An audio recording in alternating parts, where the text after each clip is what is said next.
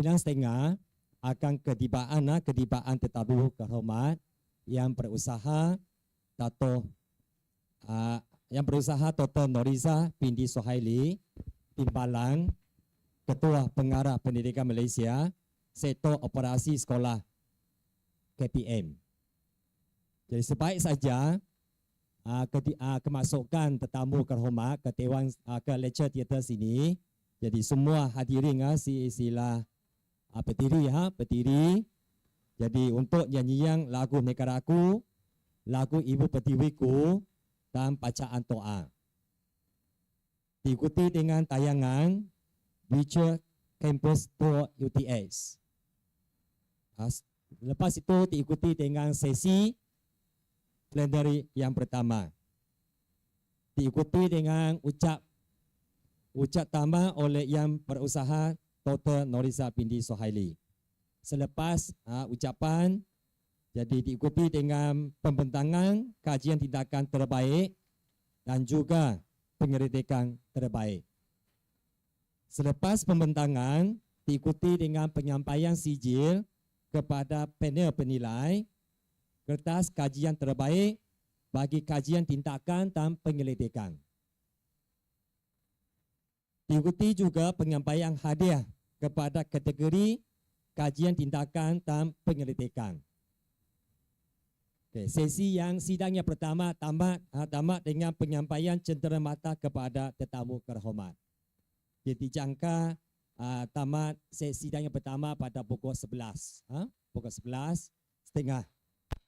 Jadi rehat 11:30 dijangka masa rehat. Jadi 11:45 semua dikehendaki masuk semula ke lecture theater sini. 11:45. Jadi sidang yang kedua akan bermula pada pukul 12 tengah hari. Jadi 12 tengah hari ketibaan tetamu kehormat YB Datuk Dr. Anwar bin Rapai, iaitu Kementerian Pendidikan, Inovasi dan Pembangunan Bakat Sarawak.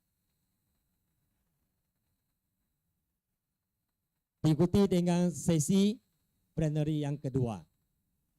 Selepas itu diikuti dengan ucapan dan perasmian oleh YP Datuk Dr. Anwar bin Rapai. Selepas ucapan diikuti dengan pembentangan inovasi terbaik.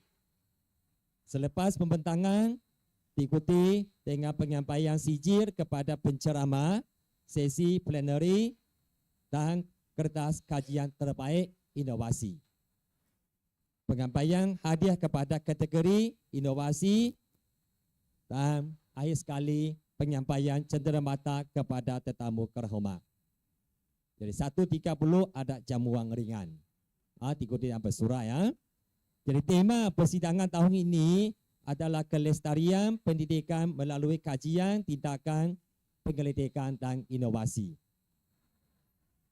Peringatan kepada semua, kerjasama semua pembentang, peserta adapun cikgu, pastikan sepanjang majlis ini senyapkan adapun salemot telefon bimbit anda, elakkan pergerakan semasa majlis dijalankan.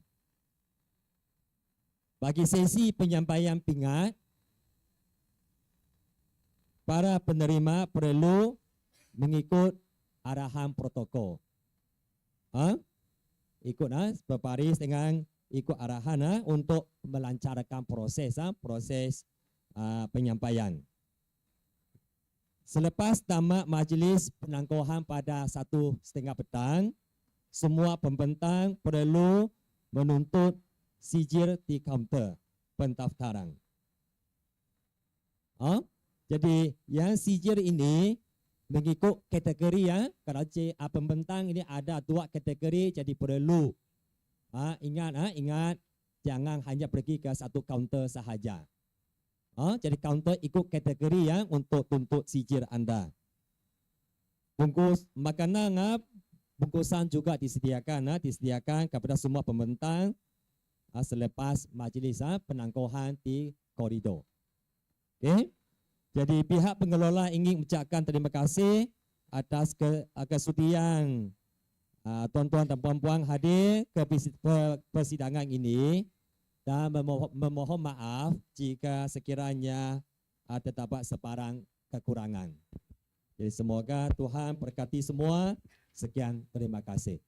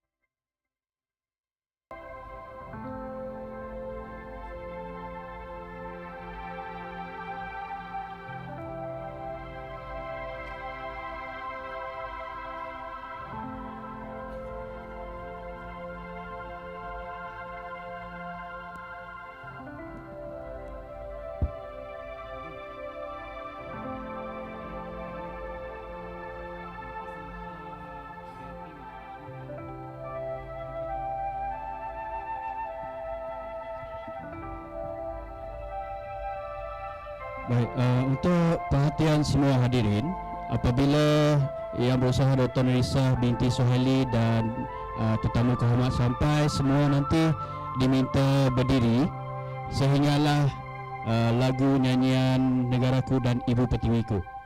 Okey, baru kita semua duduk.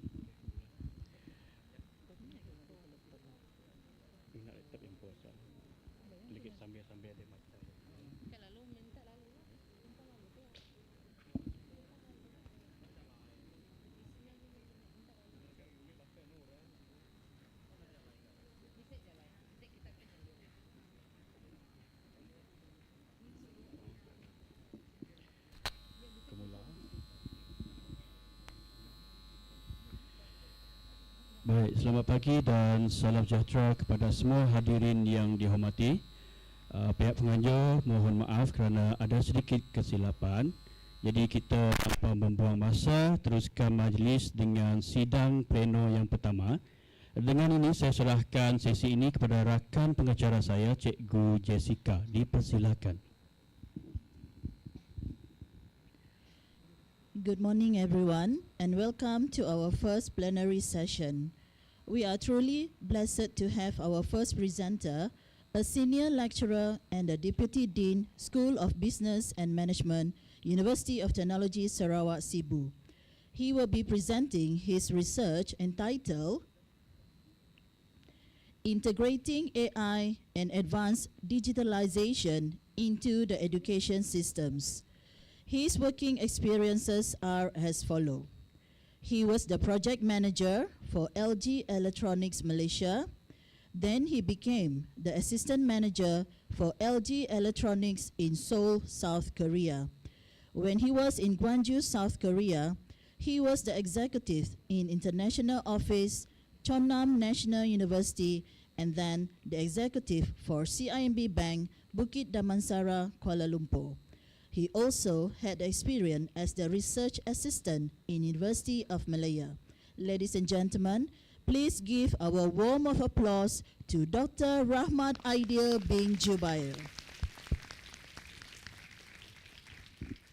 Yes, thank you very much to the MC, and then also I would like to take this opportunity actually to thank the organizer for inviting us, the University of Technology Sarawak, to share our kind of insights, maybe some experiences, okay, and then all those kind of things actually for the sake of our education. So what I'm going to share today actually is going to be something new, Okay, maybe some of us have some experience with it, and maybe some of us actually will be new to you.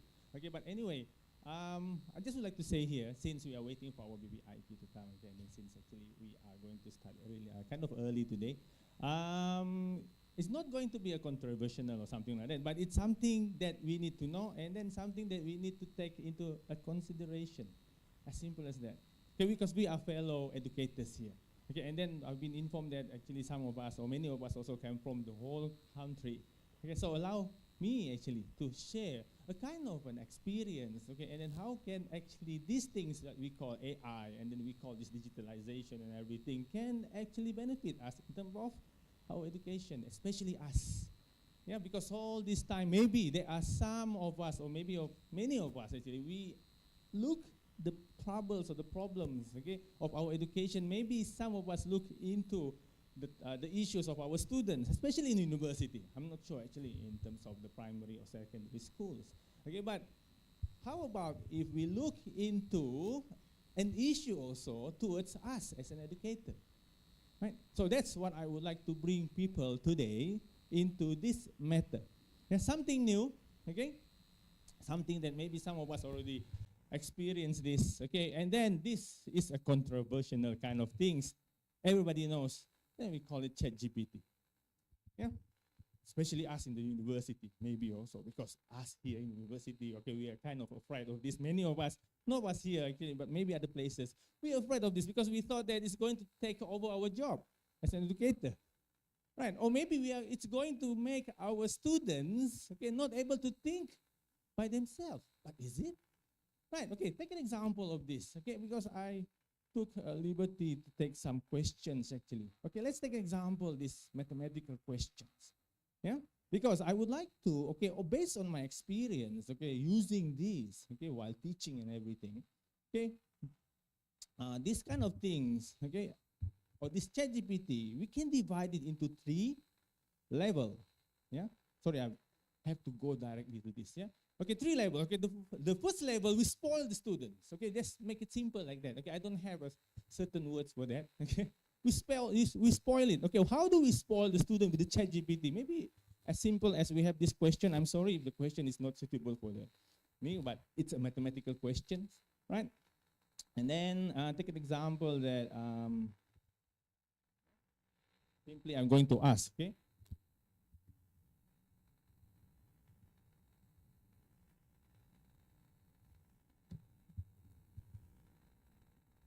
And it's giving us the answer. Now that's spoiling them. Right? Agree? And that's why it's controversial because well, mathematics teachers kindly to confirm the answer whether they are right or not. Right? Of course it's right because it's an AI. Okay, how about, okay, but is it still spoiling them if they're using this as a medium to learn? Because by using this, just asking, give the answer, then it's going to spoil them. How about if we move another step, yeah, like this?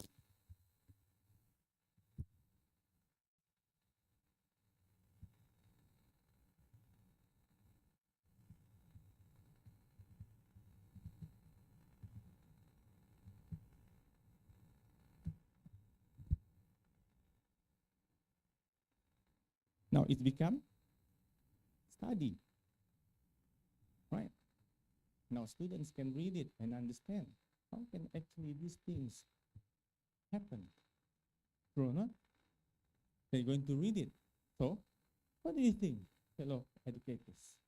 Okay, and then we can go another further step. Take an example that after the students read all these answers and still don't understand, the magical of these things actually, they can just say,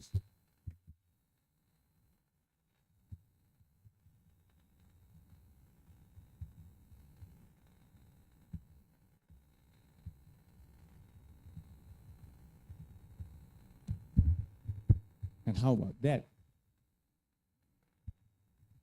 Right. That's ChatGPT. And it's available today. And it's free. Right. So can it replace us as an educators? Okay, look at this situation where our syllabus in the schools Yeah, it's really hard to be followed by students. In order for our students to be successful in schools, most of them, they have to take extra classes, tuitions, true or not? And then not all families or parents able to afford this kind of thing, which give an additional tuition to their children. How about this becoming a tuition for them? How about this becoming a private tutor for them? Because, okay, how flexible is these things, right? Then we can ask a certain question there. Let's take an example. There's a question 1C over there. The total number of black and grizzly bears is 20. How about if I do like this?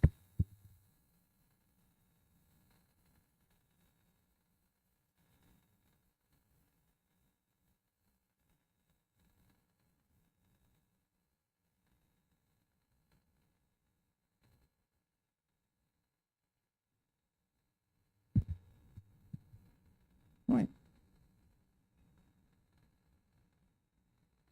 Flexibility, right? And it's mathematics.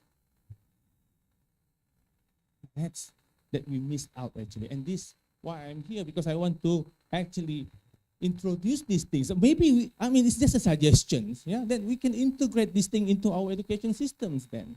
Yeah, for our students to learn by themselves, for them not really have to go for a tuition center because just to get a better result, because they cannot cope up in the school because it's so fast, and then because the ability of them different, they are not the same. We have our own children, and we know each of them have different kind of abilities, right?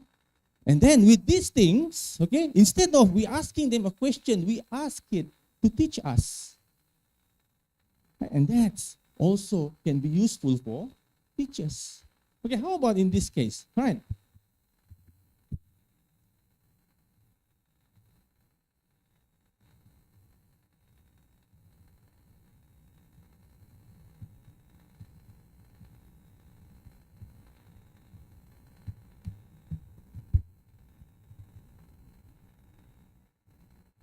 Right.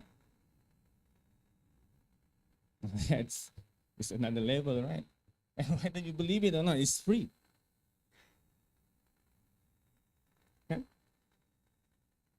Mathematics teachers, can you kindly confirm the answer, whether it's right or not? Right? And many of you actually nodding your head, and that's what we have to explore, yeah, in our education system. Some things actually that is controversial, okay, but yeah, that's controversial is something new, and we have to have this what we call the guts. We have to be brave to change something into our system that is already been there for so long. Okay, and it seems like definitely we need something to improve it. And maybe this is the time, because during our time, we don't have this one. True or not? We didn't have this one, but now we have it. The only thing that we need to know actually now, okay, we need to know how to use it.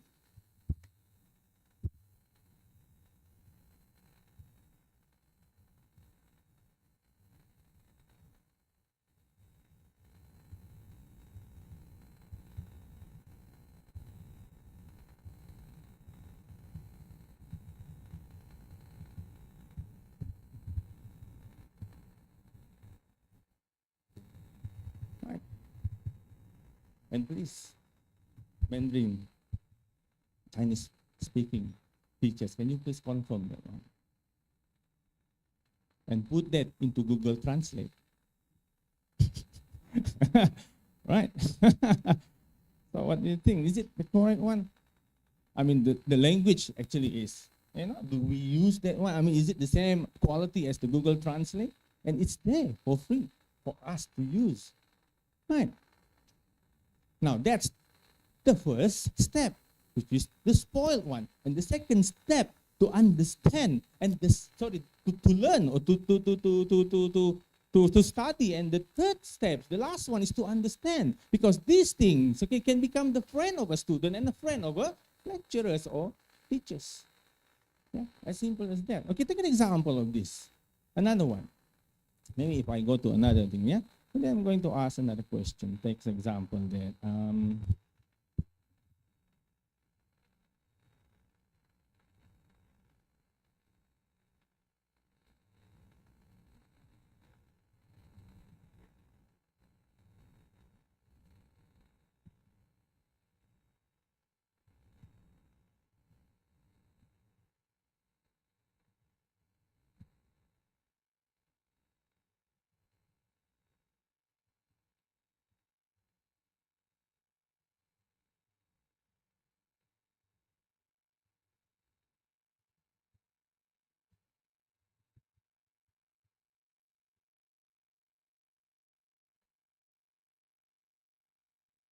well, not just now it was mathematics. Now it's a karangan. Right.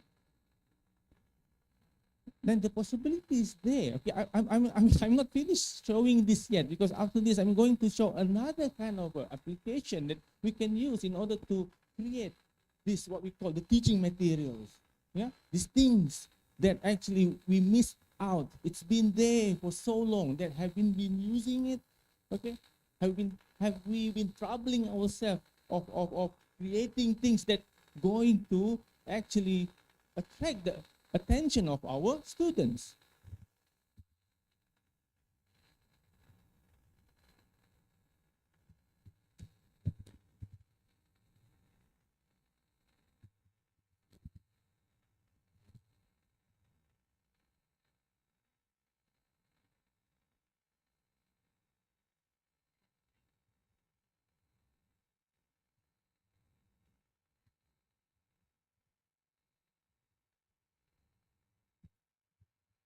You see, first steps, spoiling them. Yes.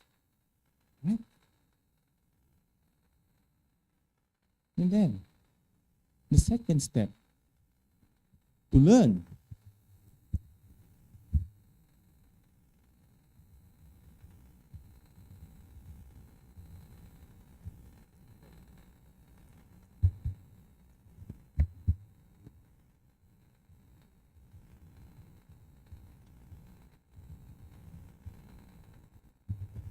Do you mean verbs? Right. You see, okay, I misspelled the word verbs. Okay? It's try to guess actually what I was trying to do.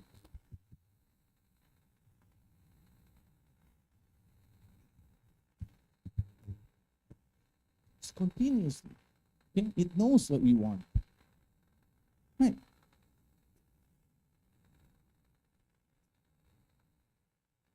No. How about if I go this and then I'm going to write something, yeah, with broken grammars. You take an example.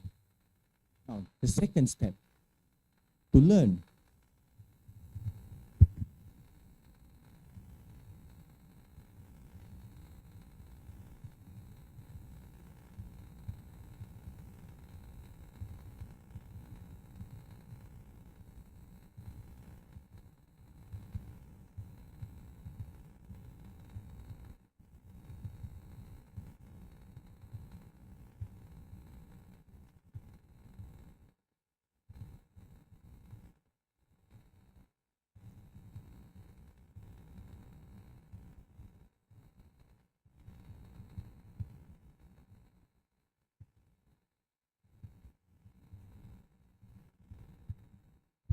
Something with the broken grammar. Okay, and then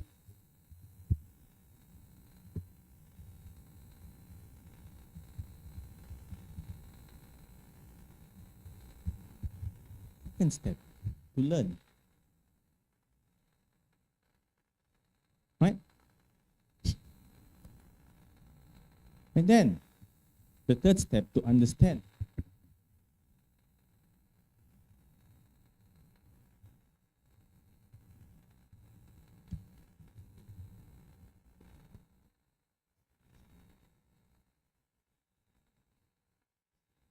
Don't you think they are learning? Don't you think they are asking something? Don't you think that they are teaching as much as a teacher teaching students? Right. So now, okay, from this first mindset that this thing spoiling our students, what do you think, does this thing actually give some benefits? Right? True or not? Okay? And then I've been using this in my classes, okay, for all this while. And then I just would like to show some proofs, okay, what students really think. And this is the comments from the students, yeah, of my classes actually, when I've been using the AI to teach. And then, as we know that students or anyone or even us also actually as an adult, yeah, we are not going to comment something very long, okay? There are only two conditions. Number one, we hate it. Number two, we really like it. Then we're only going to give a very long comments, okay, on something. True or not? Okay, and then on this case actually, yeah, that's how long is the comment. Well, from the student, 98 of them, right? And you can read by yourself, and all the comments are positive. So this is real case study that I bring out here today, okay, for our kind attention. Take an example of this. Yeah? What I really like about this course is the lecturer is really can get to the student, teach student how to use Excel or something. Okay, how about this one? Sir has used a special and interesting way of teaching that made learning fun for all of us, encouraged us to think and to share our ideas, which made our classroom lively and full of creativity. Because AI. Right, how about this? Right, take an example.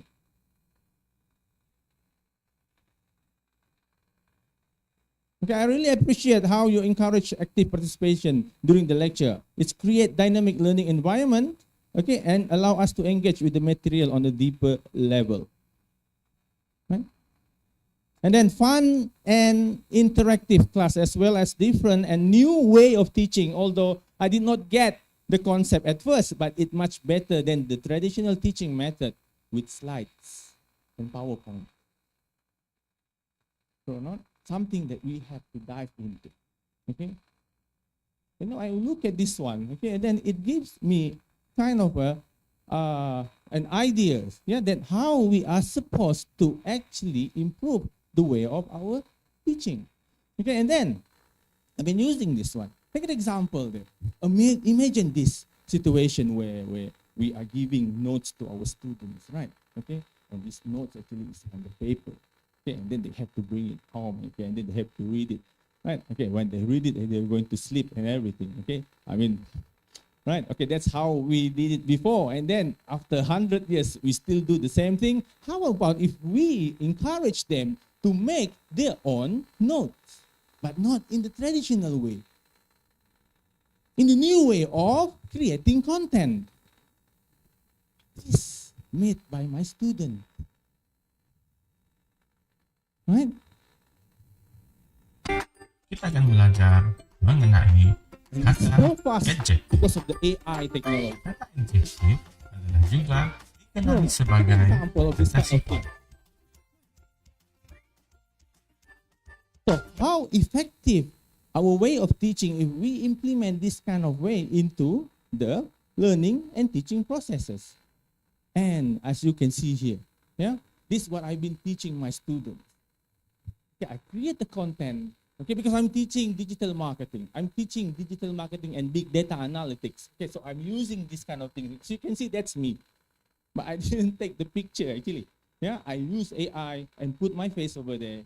Okay, and then I show it to the students, okay, to attract their attention while studying.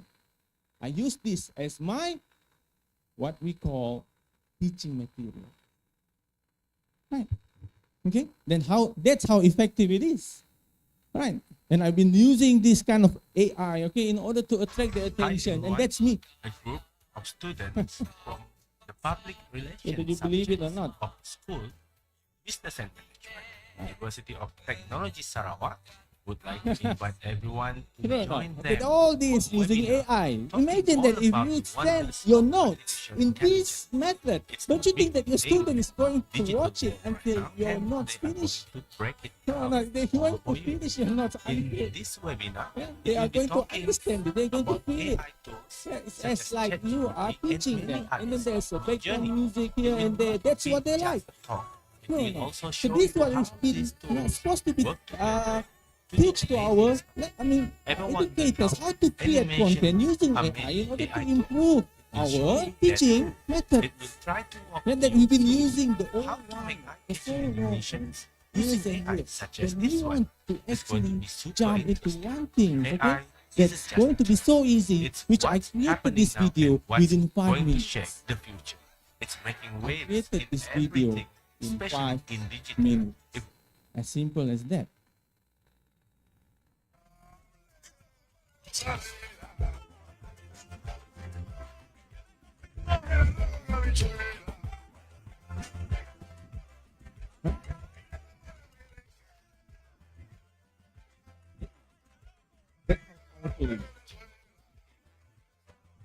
I was planning to dance with the robot.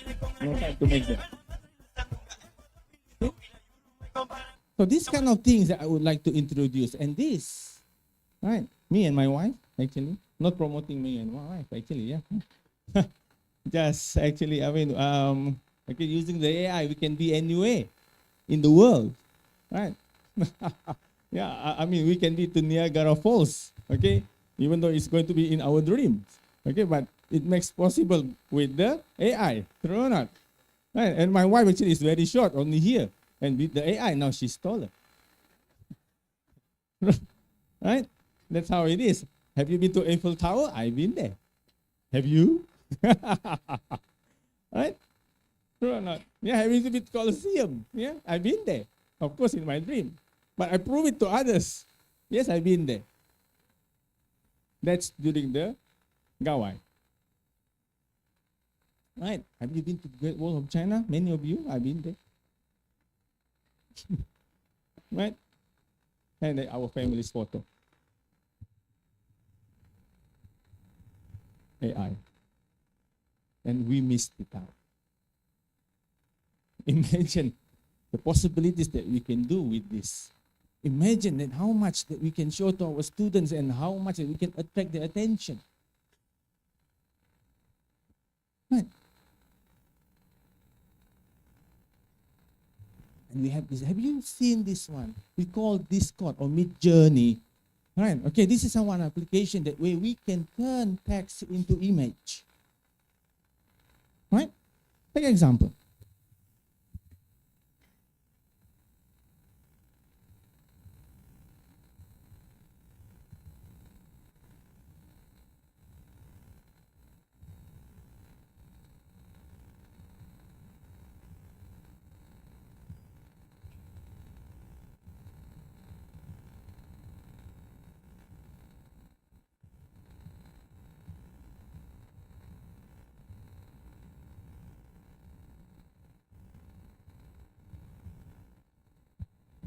I have to put Malay man over there because why? Because yeah, I want to put some kind of Malaysian or Asian style or something like that, right?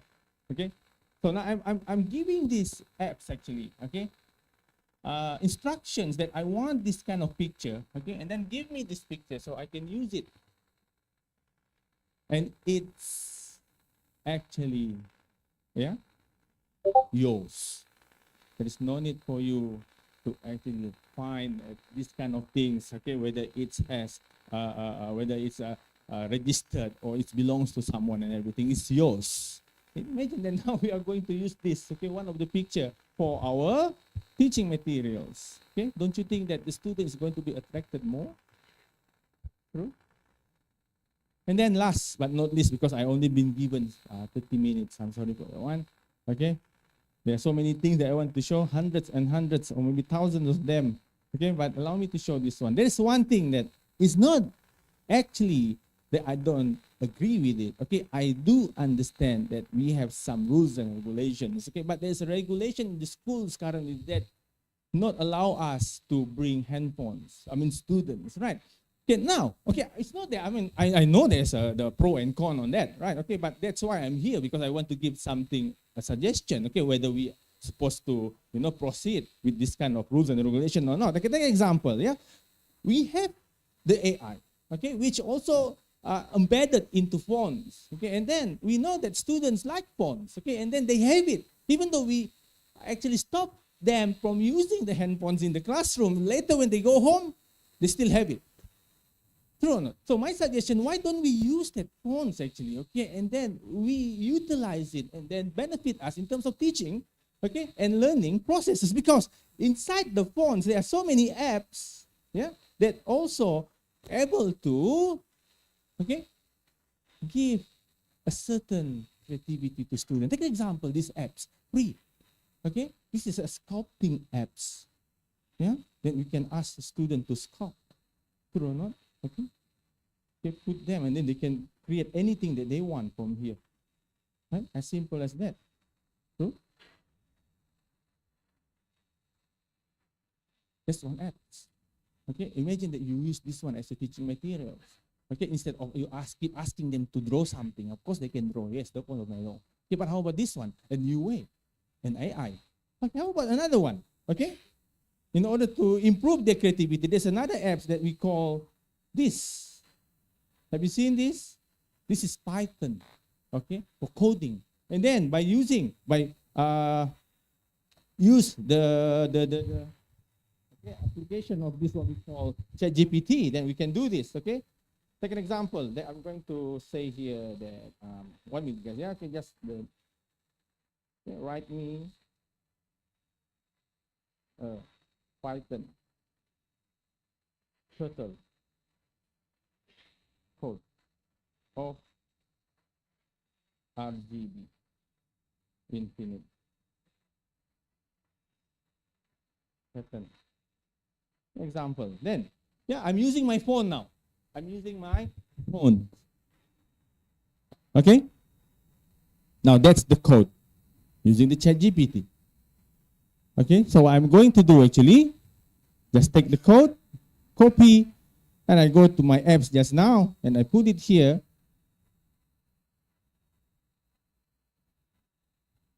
Okay, and I run it.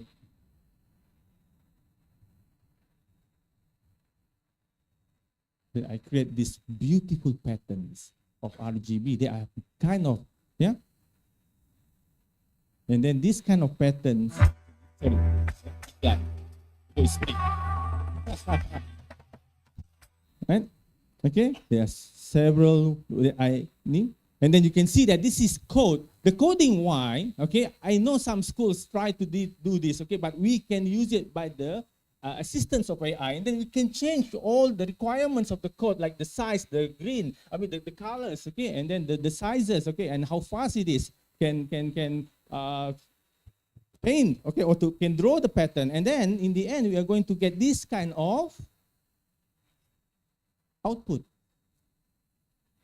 using phones only.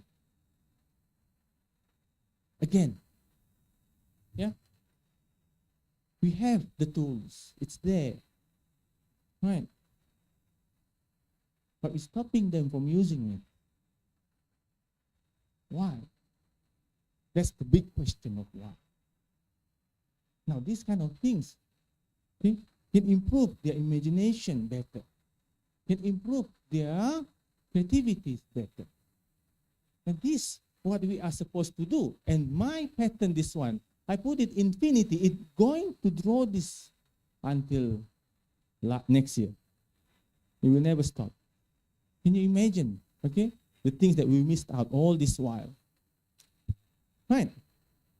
Now this, my fellow educators, okay, ladies and gentlemen, is how that we able to integrate AI into our teaching materials, into our process of learning, teaching and learning. Because, like I said just now, our syllabus is not the easiest one. And you know this one. And then our students, they have to go to extra classes just to cope up with the syllabus. Right.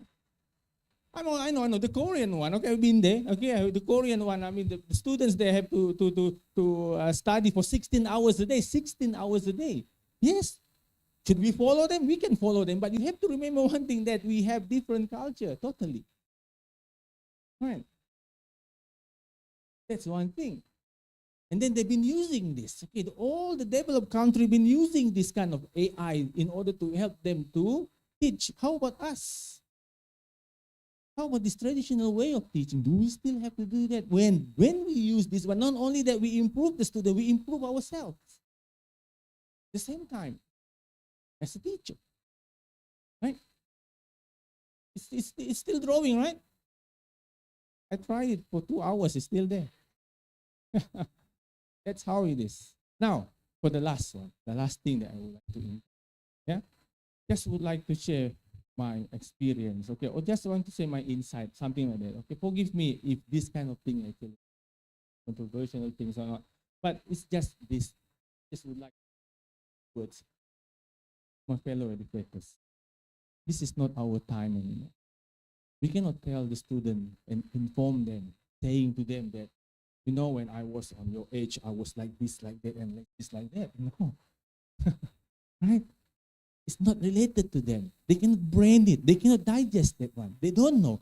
You cannot tell them, when I was your age, I was walking for 50 kilometers to go to school. When I reach school, the school finished, and I go home another 50 kilometers, and then when I reach my home, school started already. They don't understand that, right? You cannot ask them, actually. I mean, if the students, okay, want to ask a question without raising their hands, it's because it's not their time to do that. During our time, we don't have handphones or internet. Or they have handphones and internet. So we cannot tell them, you know, during my time, I went to library. It's not their time to go to the library. Right? And then it's not their time, actually, okay, to do all the things that we did before. As simple as that. And we cannot expect them to do like what we did, because it's not their time. It was ours. It's already past. Then don't ever ask them and expect them to do the same like us. Because when we talk about time, we cannot change time. But we are the one who's supposed to change according to the time. That's all. Thank you very much.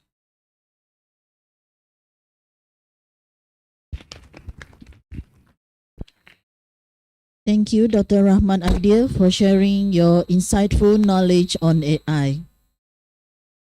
Now,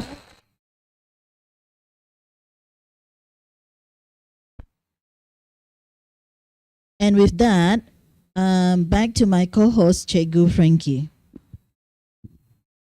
Baik, terima kasih kepada Cikgu Jessica yang telah mengendalikan sidang pleno itu tadi.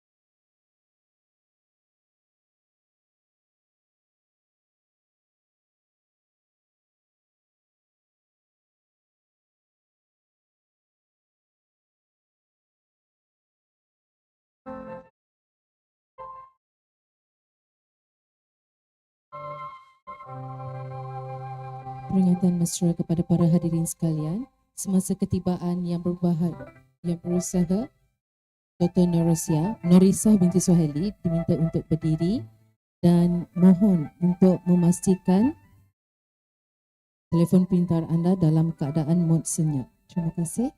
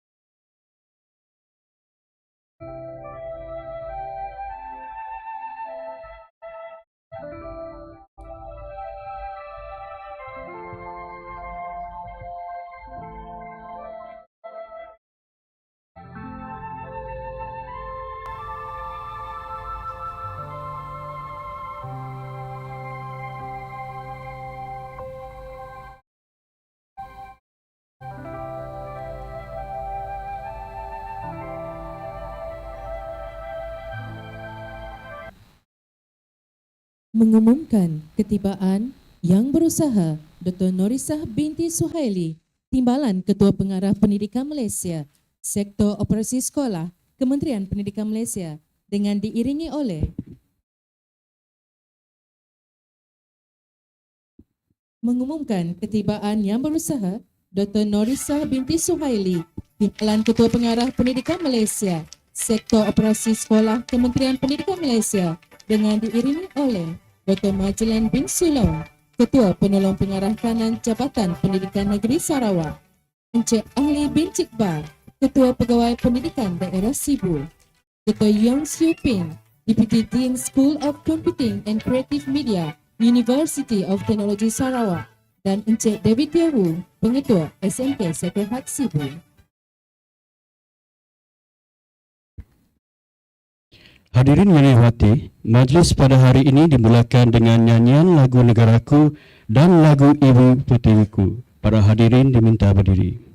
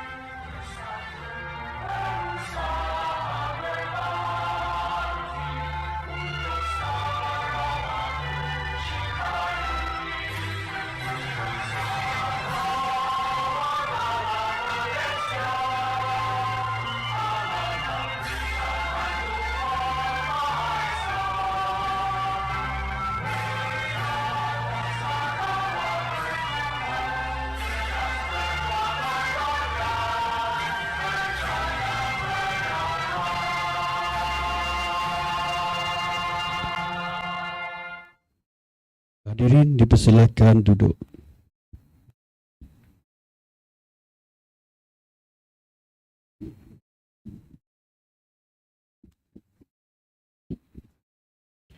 Sarung ketupat berisi inti di bawah budak sambil berlari.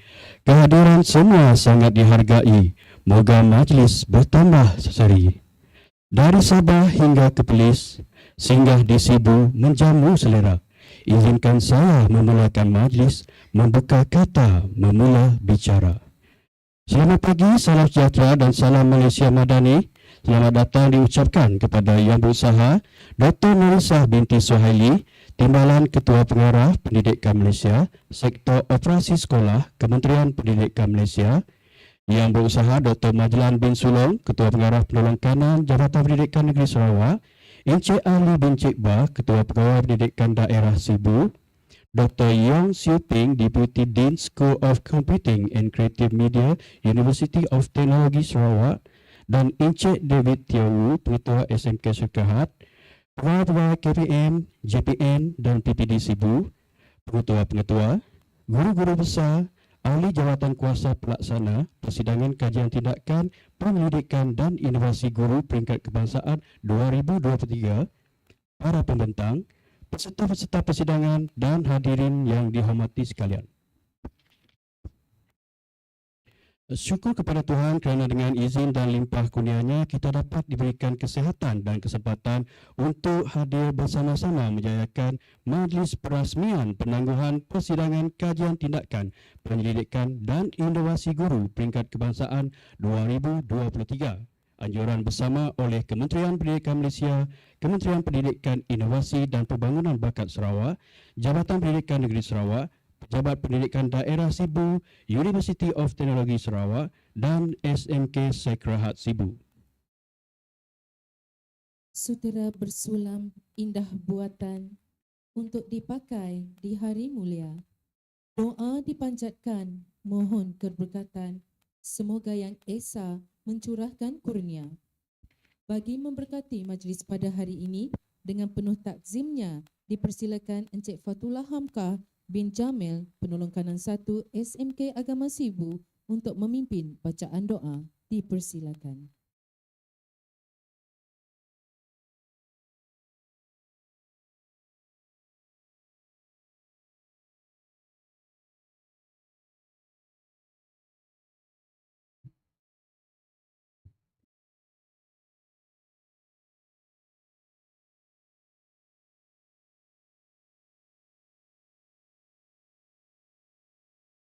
أعوذ بالله السميع العليم من الشيطان الرجيم بسم الله الرحمن الرحيم الحمد لله رب العالمين حمدا حامدين حمدا شاكرين حمدا صابرين حمدا يوافي نعمه ويكافئ مزيده يا ربنا لك الحمد كما ينبغي لجلال وجهك الكريم وعظيم سلطانك اللهم صل على سيدنا محمد طب القلوب ودوائها وعافية الأبدان وشفائها وأنوار الأبصار وضيائها وعلى آله وأصحابه أجمعين.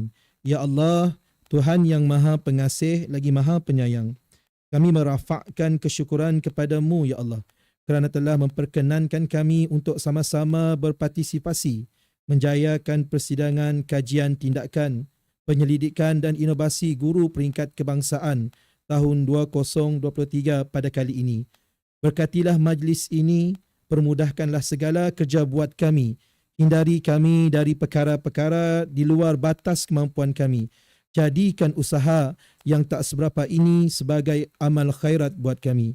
Ya Allah, Tuhan yang mencipta segala kejadian, Engkaulah yang mencipta kami dalam kepelbagaian kerencaman bagi memungkinkan kami berkenal-kenalan, bekerjasama, bertolong bantu, bertukar-tukar pandangan demi kegemilangan dan ketamadunan.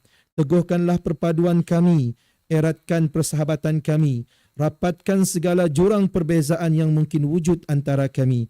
Hindari kami dari unsur-unsur yang boleh mencetuskan ketidakselesaan, kerengganan, perpecahan dan pergeseran sesama sendiri. Semoga kami benar-benar pencorak generasi yang segak berdiri, dihiasi sasiah dan jati diri. Ya Allah, Tuhan yang berkuasa mengubah segala keadaan, teguhkanlah keimanan dan keyakinan kami berhadapan tribulasi yang bertali. Tingkatkan ketahanan dan jati diri kami agar mampu mendepani kerenah globalisasi. Hiasi kami dengan kesantunan budi, kurniakan kami keluasan ilmu dan kemahiran terkini. Indahkan kami dengan nikmat kesihatan dan girangkan kami dengan rezeki halal melimpah ruah yang berterusan. Jadikan kami pencinta setiap kebaikan, musuh setiap kepincangan. Ya Allah, Tuhan yang menentukan gagal jaya segala perancangan. Di tangan Engkau ya Allah segala ketentuan. Engkau yang menghidup dan yang mematikan, yang menentukan kejayaan maupun kegagalan. Kami memohon agar perjalanan persidangan kali ini berjalan lancar tanpa sebarang kecacatan. Semoga ianya menjadi pemangkin ke arah memperkasakan diri, meningkatkan kualiti serta memperteguh sasiah pribadi demi memartabat profesion keguruan di mata seluruh rakyat. اللهم اجعل جمعنا هذا جمعا مرحوما وتفارقنا من بعده تفارقا معصوما. ربنا آتنا في الدنيا حسنة وفي الآخرة حسنة وقنا عذاب النار والحمد لله رب العالمين. Majlis mengucapkan terima kasih kepada Encik 𝗏𝗏𝗆 bin Jamil atas doa itu tadi. Warga Dewan yang dihormati, UTS telah menyediakan tayangan khas bagi warga Dewan yang masih belum menerokai dan mengenali kampus UTS yang serba moden dan indah ini. Marilah kita sama-sama menonton Virtual Campus Tour UTS.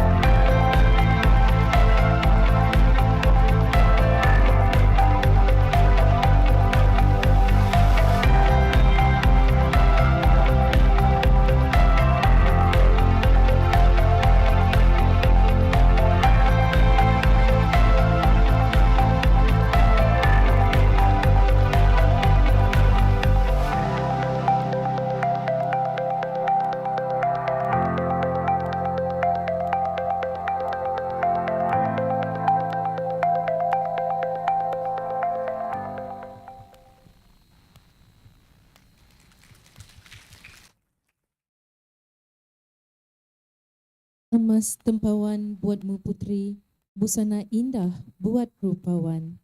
Sudilah puan tampilkan diri bersama madah kata aluan. Majlis diteruskan dengan ucap tama oleh Yang Berusaha Dr. Norisah binti Suhaili, Timbalan Ketua Pengarah Pendidikan Malaysia Sektor Operasi Sekolah Kementerian Pendidikan Malaysia. Dipersilakan.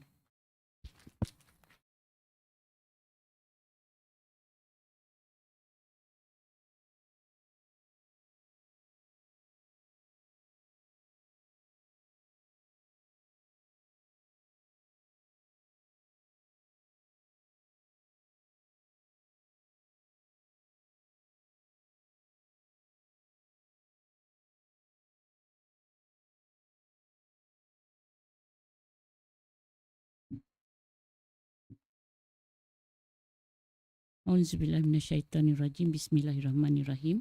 Terima kasih pengerusi majlis. Yang saya hormati Dr. Majilan bin Sulong, 𝗣𝗲𝗿, SPPD JPN Sarawak, Encik Ahli bin 𝗍𝗲𝗏 bin 𝗘𝗶𝗏, PPD Sibu, Encik David Teo,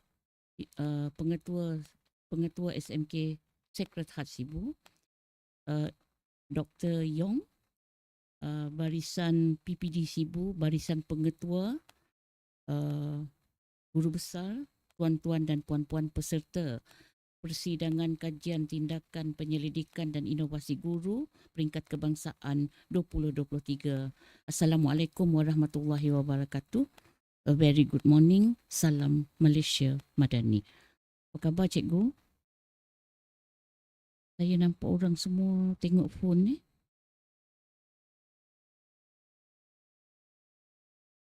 Okey, terima kasih kepada pihak penganjur atas jemputan kepada saya pada pagi yang sangat indah ini untuk merasmikan persidangan kajian tindakan penyelidikan dan inovasi guru peringkat kebangsaan 2023. Terima kasih yang tidak terhingga. Pada saya, being an educator for more than 3 decades, I always look forward when as far as kajian is all about.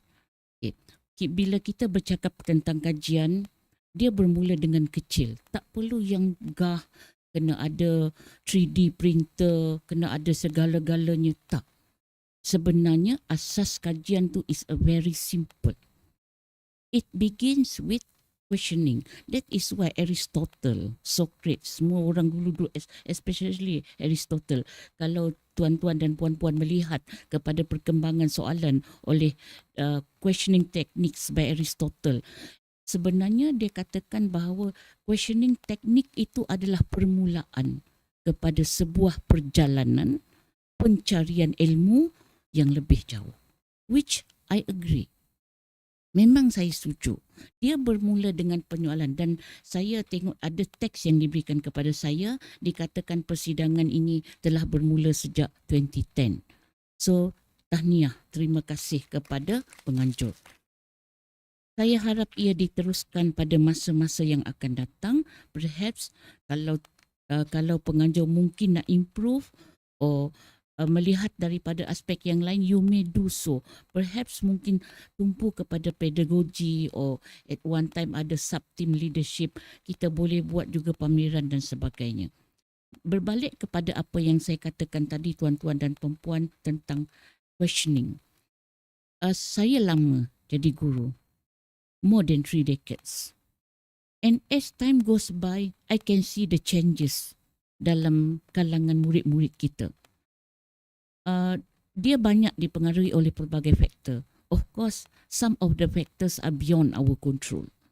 Contohnya cara dia dibesarkan di rumah, media massa, media sosial, menyebabkan kita melihat satu yang saya bimbang, anak-anak tidak lagi menyoal. The curiosity level dia dah macam tak ada. Dia sudah tidak kisah apa yang berlaku.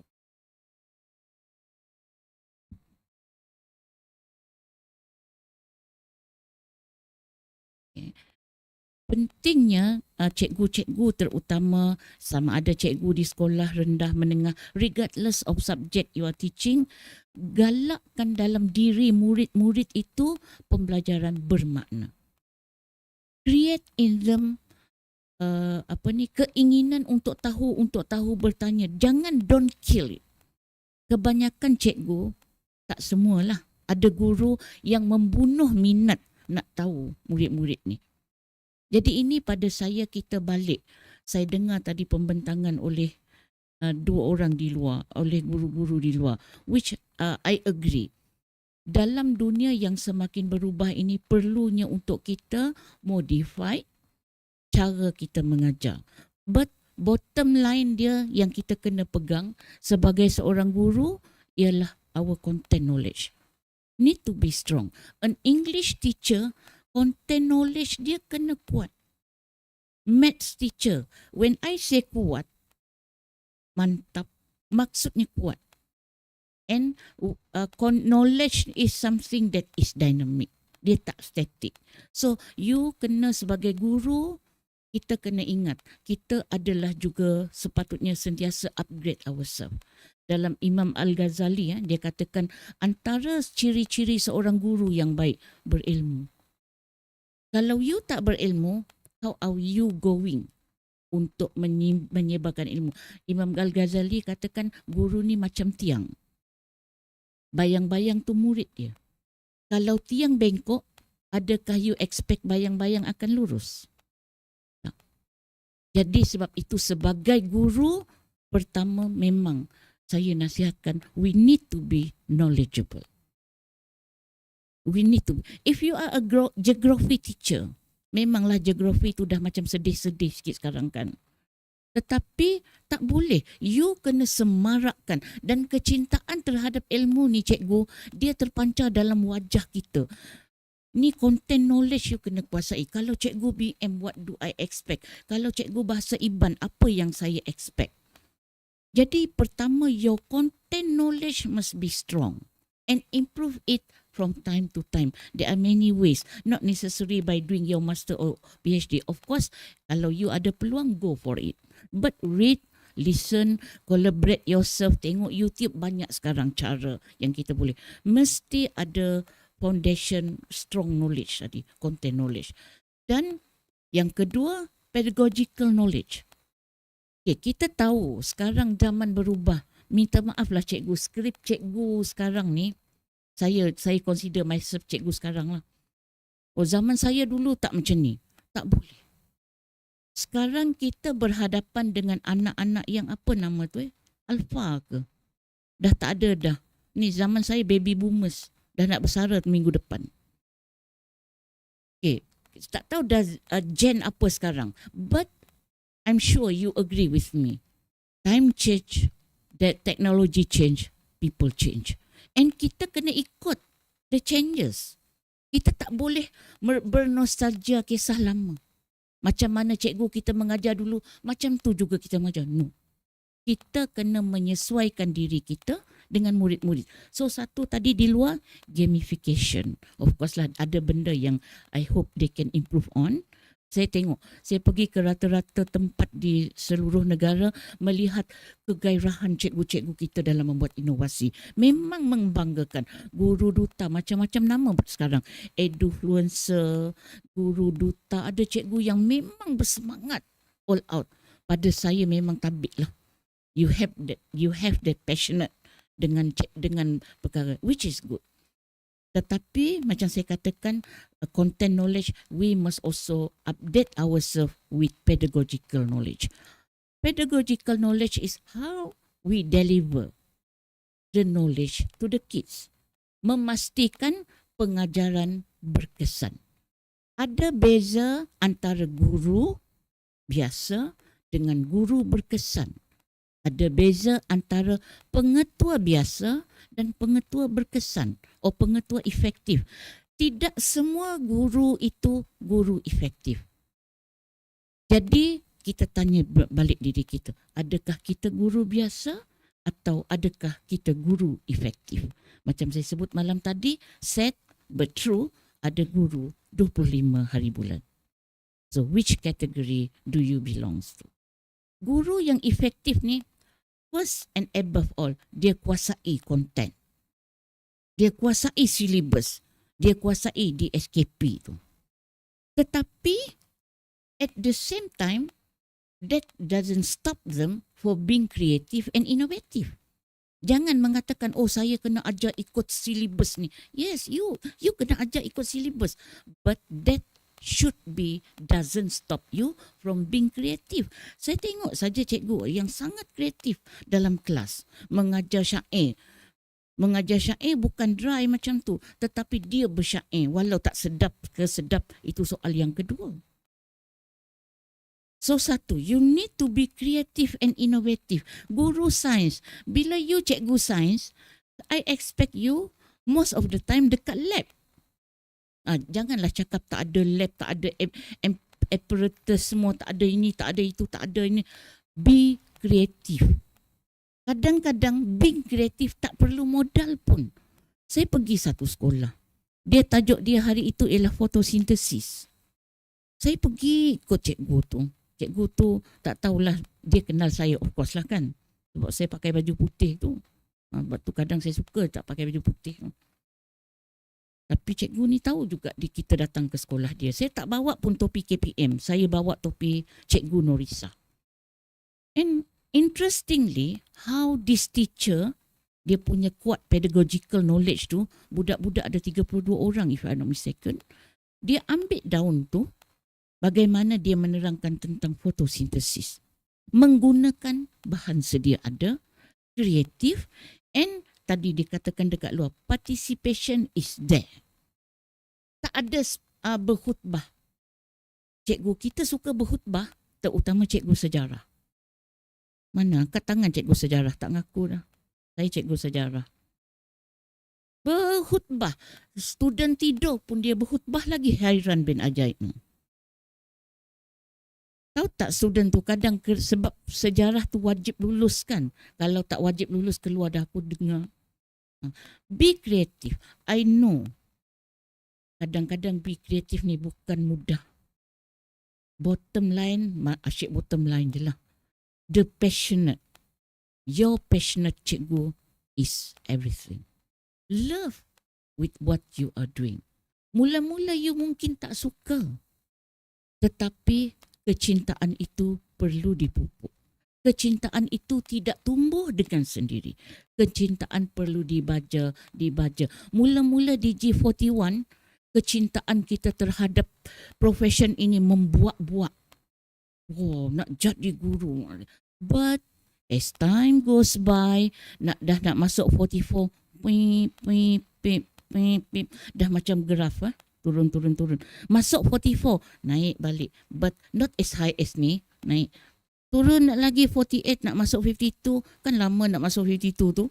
Pip. Dah negatif. Mula dah berfikir, bersara awal ke tak?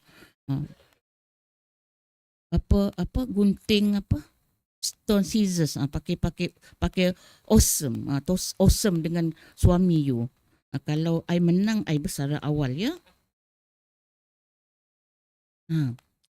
Cikgu, saya pengerusi jawatan kuasa memperaku bersara awal ni. Kena cakap terus terang. Saya mesti cakap dengan you ya, supaya you tahu. Okay. Memang ada yang bersara awal. Tetapi adalah fakta tu telah dimanipulat oleh pihak-pihak yang berkepentingan. Okay. Setiap tahun untuk KPM lah, persaraan awal ni mesti dibuat mesyuaratnya kali setahun. So I just check. My last meeting was last week. Sampai pegawai tu dah takut. Doktor chair dulu sebelum bersara. Okay. So keep postponing the date. So previously 2140 mohon, 2139 saya peraku. Seorang tak lepas. Sulitlah ni, tapi bukanlah sulit pun, dah tahu pun. Okay. Baik. Cumanya, saya fahamlah banyak macam lah sebab saya rasa cikgu-cikgu ni dia ada grup dia kot. Mesti ada grup. You asal. Apa nak tulis dengan sebab-sebab persaraan awal tu? Cikgu, kalau experience saya, you mesti tanya guru-guru yang dulu. Gurus. Cikgu, kita dulu mula apa dalam persaraannya? Oh, kami mula sudah tidak berminat. Mesti lulus. Betul. And being a teacher, and I must tell you, always proud to be a teacher till my last day. Hati saya kecewa. Hati saya terluka melihat alasan tidak lagi berminat. Sedih saya. You are depriving orang lain punya peluang. Kenapa dulu berminat? Mana minat tu pergi? Hilang ditelan arus Sungai Rejang. Minat ini saya cakap malam tadi is all about attitude. And mind you, your attitude is everything. Your attitude is the thing that you will carry forever with you.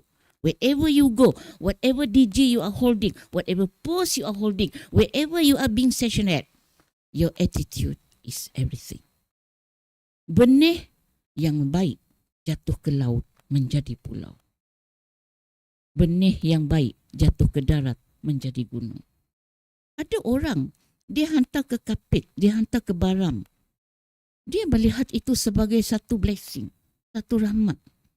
Tapi ada orang letak di KL, di Putrajaya pun komplain. Dari sunrise hingga sunset.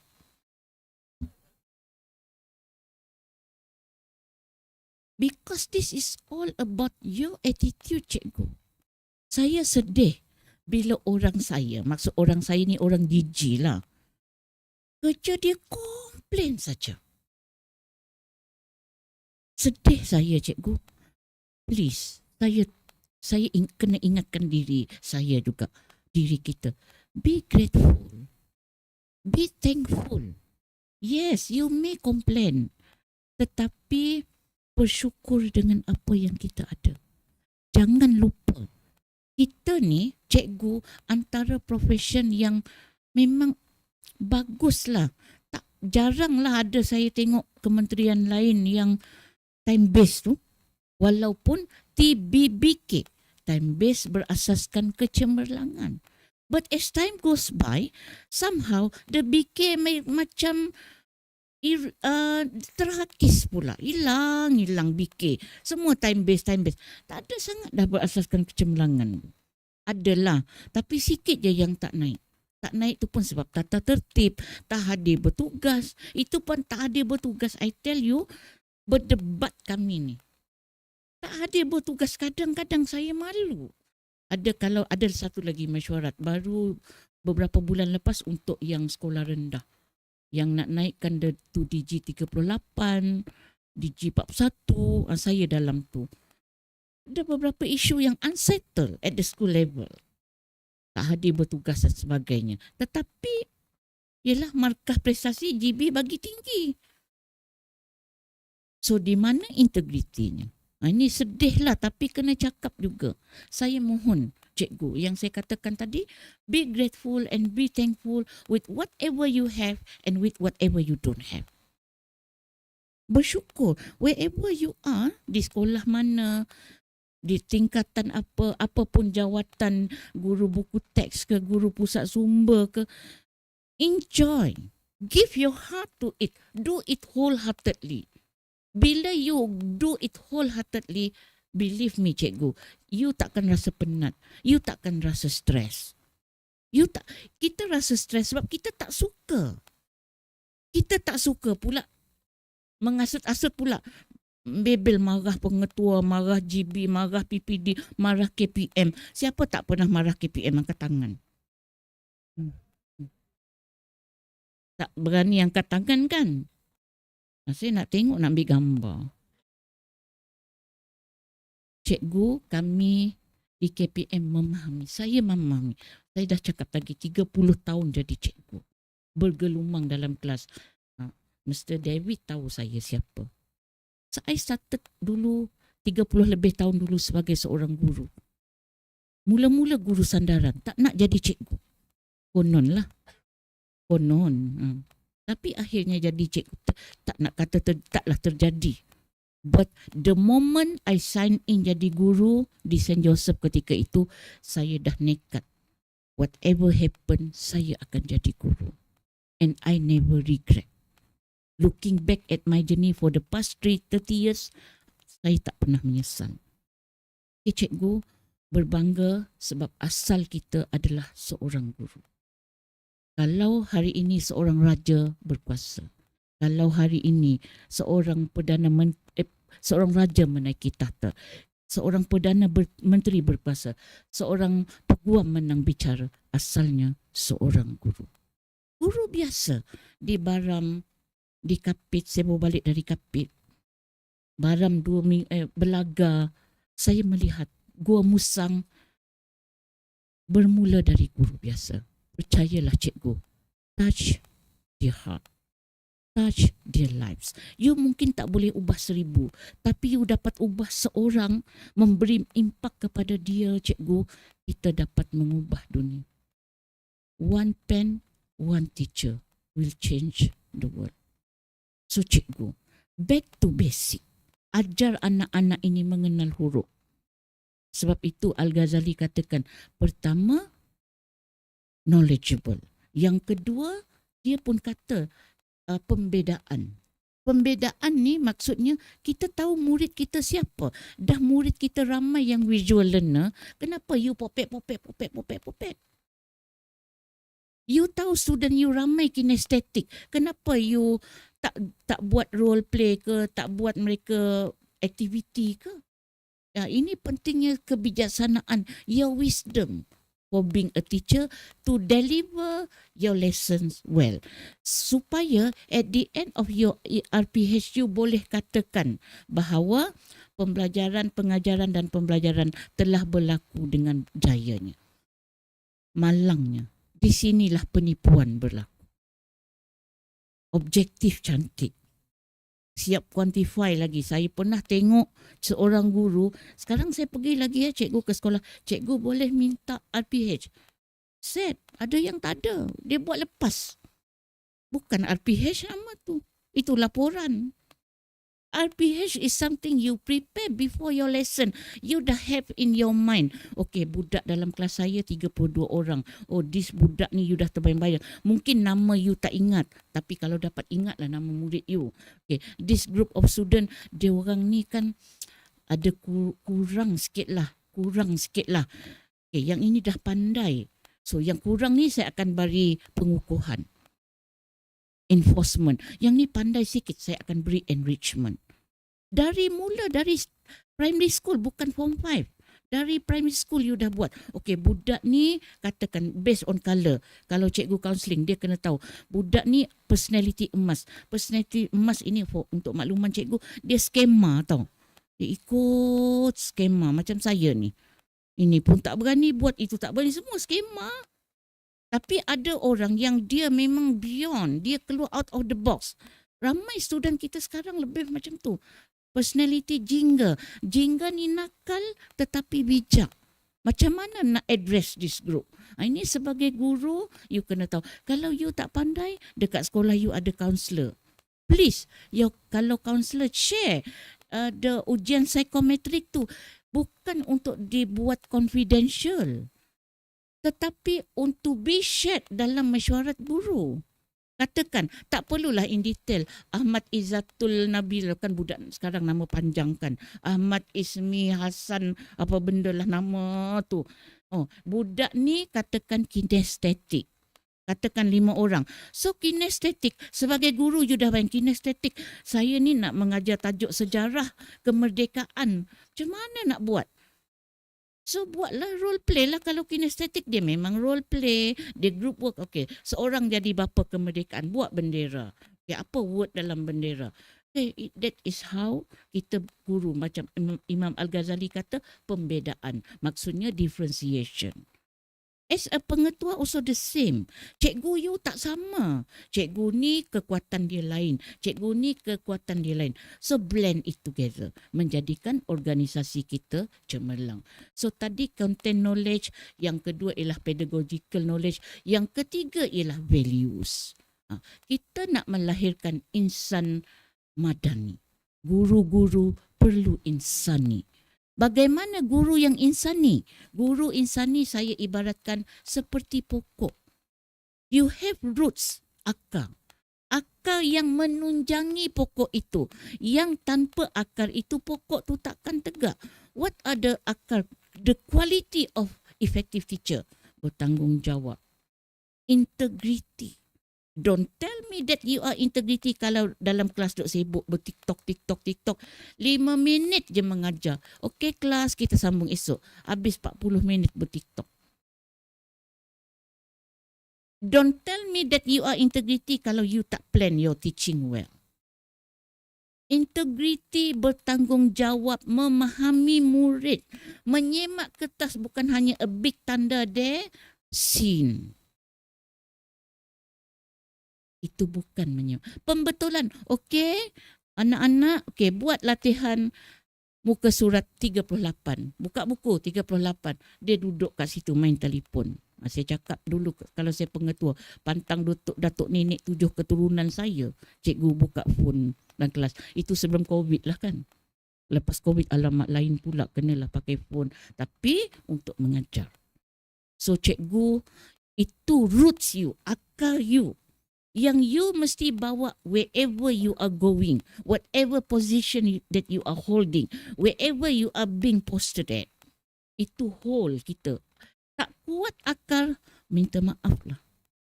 Akan tumbanglah pokok itu. Akar itu kena kuat. Rajin, dedikasi, amanah, bertanggungjawab, menghormati murid regardless of who they are. Kita tak nak ada no child left behind. Of course you have to adapt yourself. Ada murid kita B40, ada kesenjangan, gap is there. Kesenjangan dalam pendidikan memang berlaku. Kita tak boleh nak kontrol benda ni sebab dia banyak dipengaruhi oleh faktor luar. Never mind, accept it and try your best to fit in it. Saya pergi ke sekolah orang asli Gua Musang. Saya tengok juga orang Penan ni lain. Dia hormat. Dia ialah yang lain pun hormat lah kan. Tapi orang Batik ni, tuan-tuan dan puan-puan, dia sangat pemalu. Sangat pemalu. Saya pun mungkin adalah kajian sosiologi on them. Tahu tak, saya ambil masa lama nak ajar buat ni. Ni my favorite post lah. YB selalu cakap, YB ini tanda simbol KPM. Nanti you posing mana-mana buat macam ni. Ini ada 2 makna lah. Kalau kami pergi sekolah, dia buat macam ni. Maksudnya, dia cakap, duit penyelenggaraan tak cukup doktor. Ni bocor doktor. Ni tak cukup doktor, minta duit. Faham cikgu. Tapi kita lah ada restriction. Kadang-kadang saja kita kata freestyle, dia saja buat macam ni. Faham? Saya cakap faham, tak payah nak tunjuk, faham. We try our best. Not that we are not trying, we try our best. Yang kedua, inilah cinta. Cinta ni adalah makam tertinggi dalam pendidikan. Cinta kepada diri you. Cinta kepada keluarga you. Cinta kepada anak murid you. Kepada negara kita. Saya cakap malam tadi kan, kalau bukan kita, siapa lagi? Kalau bukan sekarang, bila lagi? Kecintaan dalam diri guru tu kena ada. Malah sepatutnya disuburkan, membuat-buat, melimpahkan rasa cinta kita. Regardless of who they are. Don't be too judgmental, my dear. Itu cikgu ni kan, mulalah label-label. Please, don't do so. Kadang-kadang persepsi kita silap. Bila persepsi kita silap, kesimpulan kita silap. Bila kesimpulan kita silap, tindakan kita silap. Keputusan kita silap, segala-galanya silap. Don't be too judgmental. Open your up, open your mind, open your heart. So cikgu, tak boleh, ini dah habis kan ucap pertama saya kan. Ini dah macam, okay, so kepada cikgu, semarakkan semangat untuk inovasi. Tak kira lah, jangan, saya ni BM, macam mana nak buat inovasi, boleh je. Ini saya bukan STEM. Untuk makluman cikgu, macam saya cakap tadi, saya pun bukan cikgu sains. Cikgu sejarah lagi. Tak pernah pula saya malu. Sebab tamadun satu bangsa bukan hanya dibina oleh sains. Ia juga dibina oleh bahasa, oleh kebudayaan. Jadi semua subjek ini penting. Tetapi sebagai seorang guru, macam saya kata, inovasi itu bukan hanya something big. It may start with a simple. Saya pernah tengok cikgu, dia buat lipat-lipat kertas saja. Dia boleh present kat saya, ini inovasi saya, doktor. I accept it.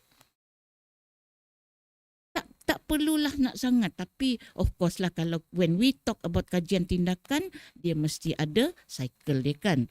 Bermula dengan soalan, bermula dengan tu dia akan proses balik untuk improve your teaching process. Dah buat ni, apa lagi yang boleh buat? Dia adalah satu proses yang ada permulaan tetapi tiada hentinya. Buat tahun ini buat apa contohnya macam Cikgu Catherine, you ajar muat, right? Tapi sekarang dah bukan kan? Dululah, once upon a time, ya. Itu tak bermakna you berumur lah. Itu menunjukkan you dah wise enough dalam along this journey. Okay. Dah buat tentang muat ini, katakan mungkin ada loopholes that you can see, that you can conclude for the next phase. Okay, buat supaya pembelajaran you sentiasa meningkat, bertambah baik dari semasa ke semasa. Saya tidak berhajat untuk bercakap panjang, cikgu-cikgu. Terima kasih sekali lagi kepada penganjur. Teruskan usaha murni ini. Perhaps you can expand it more. Mungkin dengan menggalakkan murid ke terlibat dalam aspek yang lain, dan menggalakkan lebih banyak pempamer. Kalau biasanya lah di Semenanjung memang ramai banyak pempamer ni. Penat kita nak mendengar, tapi baguslah. Dia menggalakkan rasa nak menonjol.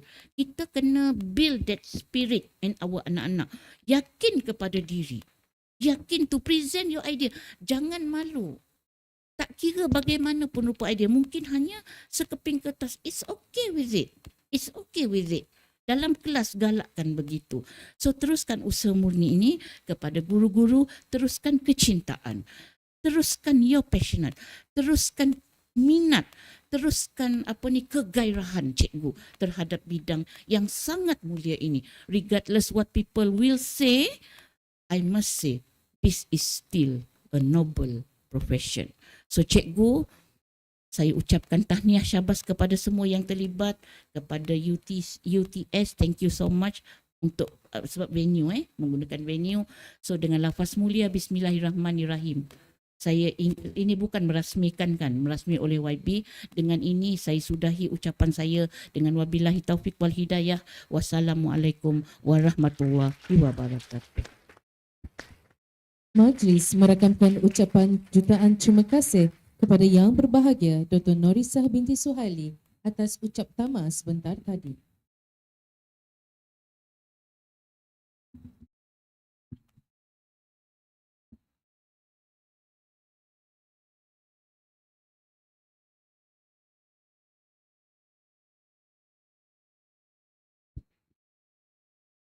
Hadirin sekalian, majlis diteruskan lagi dengan pembentangan kertas terbaik bagi kategori kajian tindakan. Kajian tindakan ini bertajuk Kaedah Flow Time, Sit, Do and Fun Write dan latih tubi bagi meningkatkan kemahiran menggenggam pensel murid prasekolah pendidikan khas di SK Batu Unjur. Dengan ini, majlis mempersilakan Puan Hasliza binti Yunus dari Sekolah Kebangsaan Batu Unjur, Klang, Selangor untuk membentangkan hasil kajian beliau. Dipersilakan.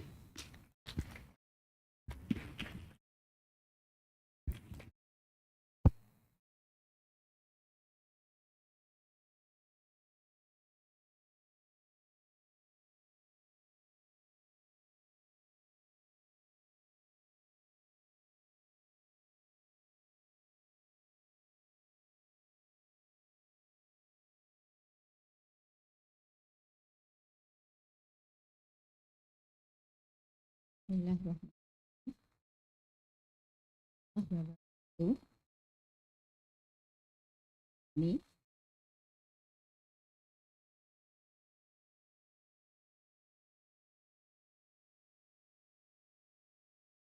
saya mohon daripada yang terhormat kajian tindakan saya yang bertajuk adalah kaedah floor time, seek, do and fun right dan latih to be bagi meningkatkan kemahiran menggenggam pensel murid-murid prasekolah pendidikan khas di SK Batu Untur. Jadi pengenalannya adalah murid-murid saya terdiri daripada murid berpendidikan khas, berkeperluan khas yang berumur 5 dan 6 tahun. Mereka ini daripada kategori yang pelbagai. Ada yang autism, ada yang sindrom Down, kemudian ada yang hyperaktif dan GDD. Jadi murid-murid ini dia akan berada di prasekolah dan akan mengikuti pembelajaran berdasarkan dokumen standard kurikulum dan pentaksiran KPM Semakan 2017. Jadi apa yang menjadi kerisauan, apa yang sebagai seorang guru pada tahun 2020-2022 sepanjang 3 bulan mengajar murid-murid berkeperluan khas di prasekolah pendidikan khas, saya mendapati 4 daripada 7 orang murid di prasekolah masih tidak menguasai kemahiran menggenggam pensel dengan baik. Jadi kalau ikutkan perkembangan dan pertumbuhan kanak-kanak yang normal, 5 dan 6 tahun tu mereka dah boleh genggam secara tripod dah. Jadi perkara ini menjadikan lakarannya adalah tidak jelas. Lakaran tidak jelas, kemudian diorang sering tukar pensel kiri dan kanan. Bila diorang tukar kiri dan kanan, diorang akan jadi letih. Bila dah letih dan kebanyakannya aktiviti yang disediakan dia tak akan siap. Jadi apabila tak siap, apabila cikgu marah pula tu, jadi dia akan jadikan murid-murid tu tidak minat, tidak suka nak belajar. Jadi berdasarkan di SKP 2017 pada tunjang komunikasi bahasa Melayu, kemahiran menulis dia merupakan satu kemahiran perlu dicapai oleh murid-murid prasekolah. Dan di SKP pada arah 1, murid-murid dia perlu pandai menggerakkan tangan, jari dan pergelangan tangan. Dan kemudian pada aras 2, murid dah boleh memegang pensel ataupun alat tulis untuk menulis dan menconteng. Jadi kemahiran menulis ini ia melibatkan fine motor, dia melibatkan kemahiran motor halus.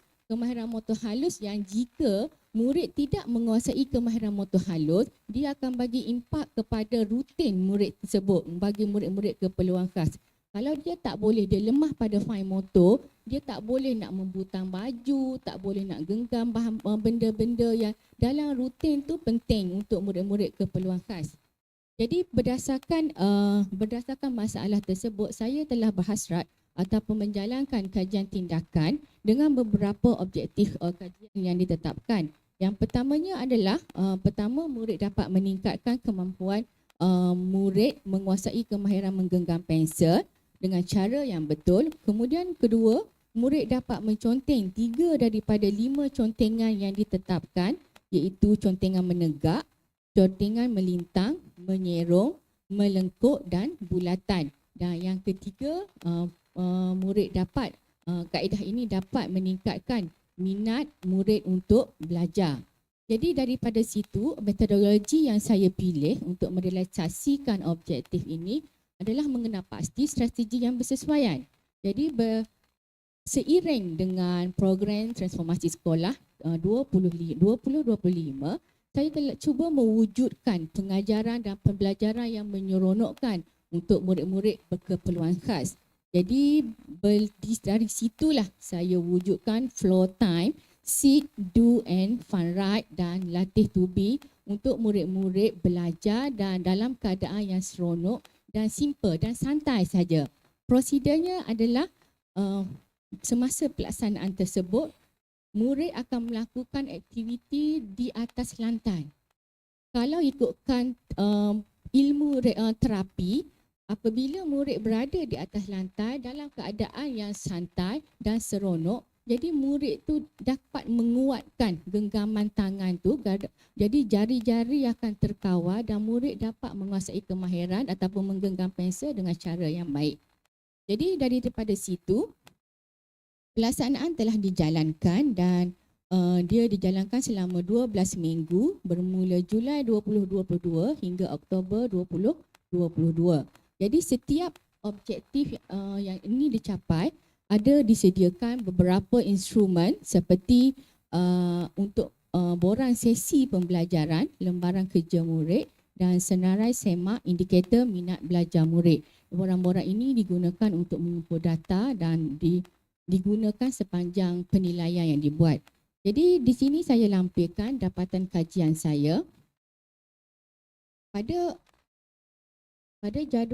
analisis yang pertama merupakan tinjauan awal yang mana saya melihat berdasar menggunakan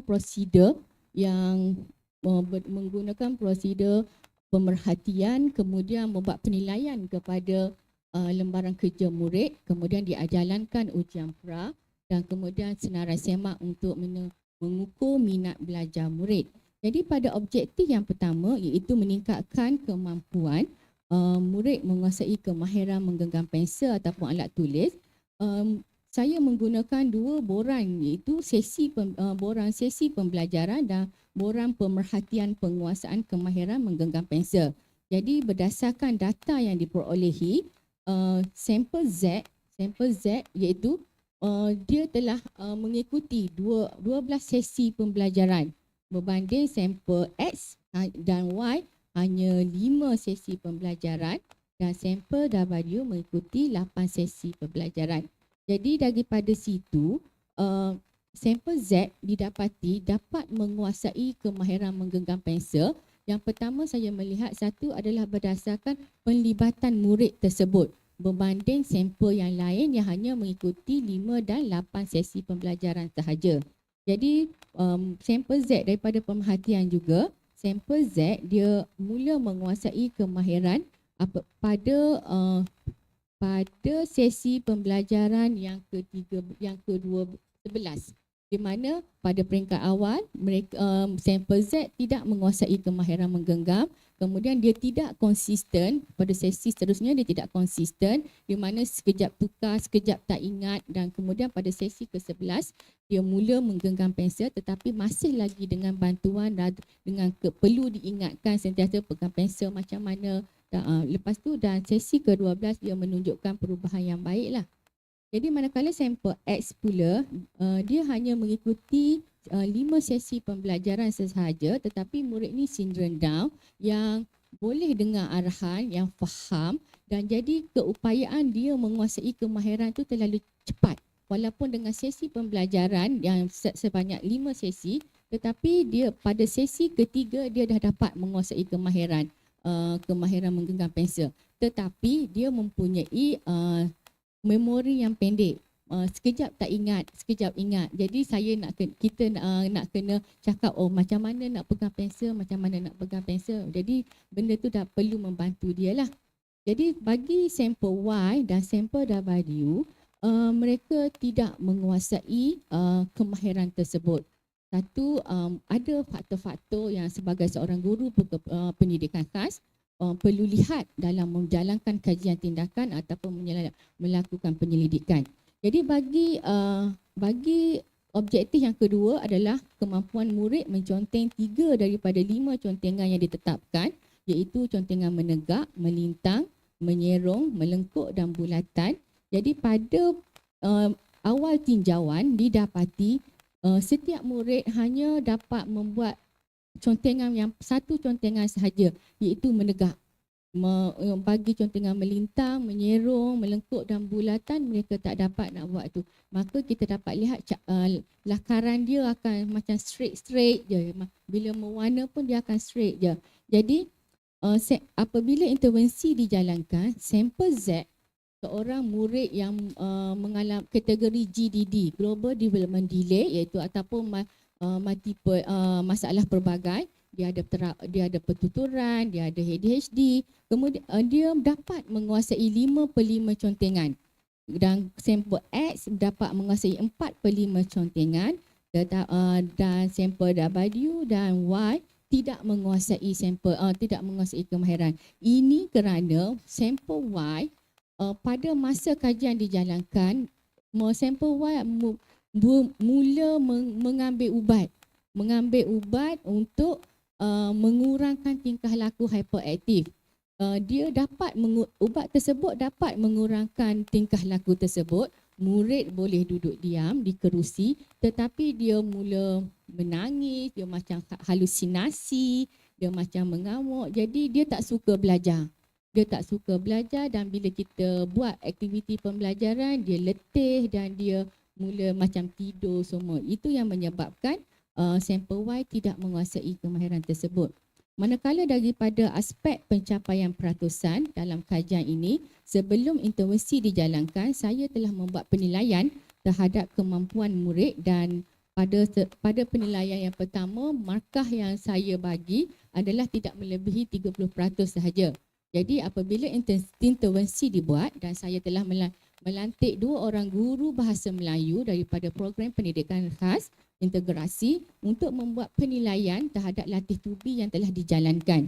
Jadi markah yang diperolehi adalah daripada kedua-dua guru tersebut dengan minnya yang menunjukkan murid X yang mengikuti 5 sesi pembelajaran tersebut, iaitu murid sindrom Down, dia mencapai min pencapaian yang tinggi iaitu 86.5%.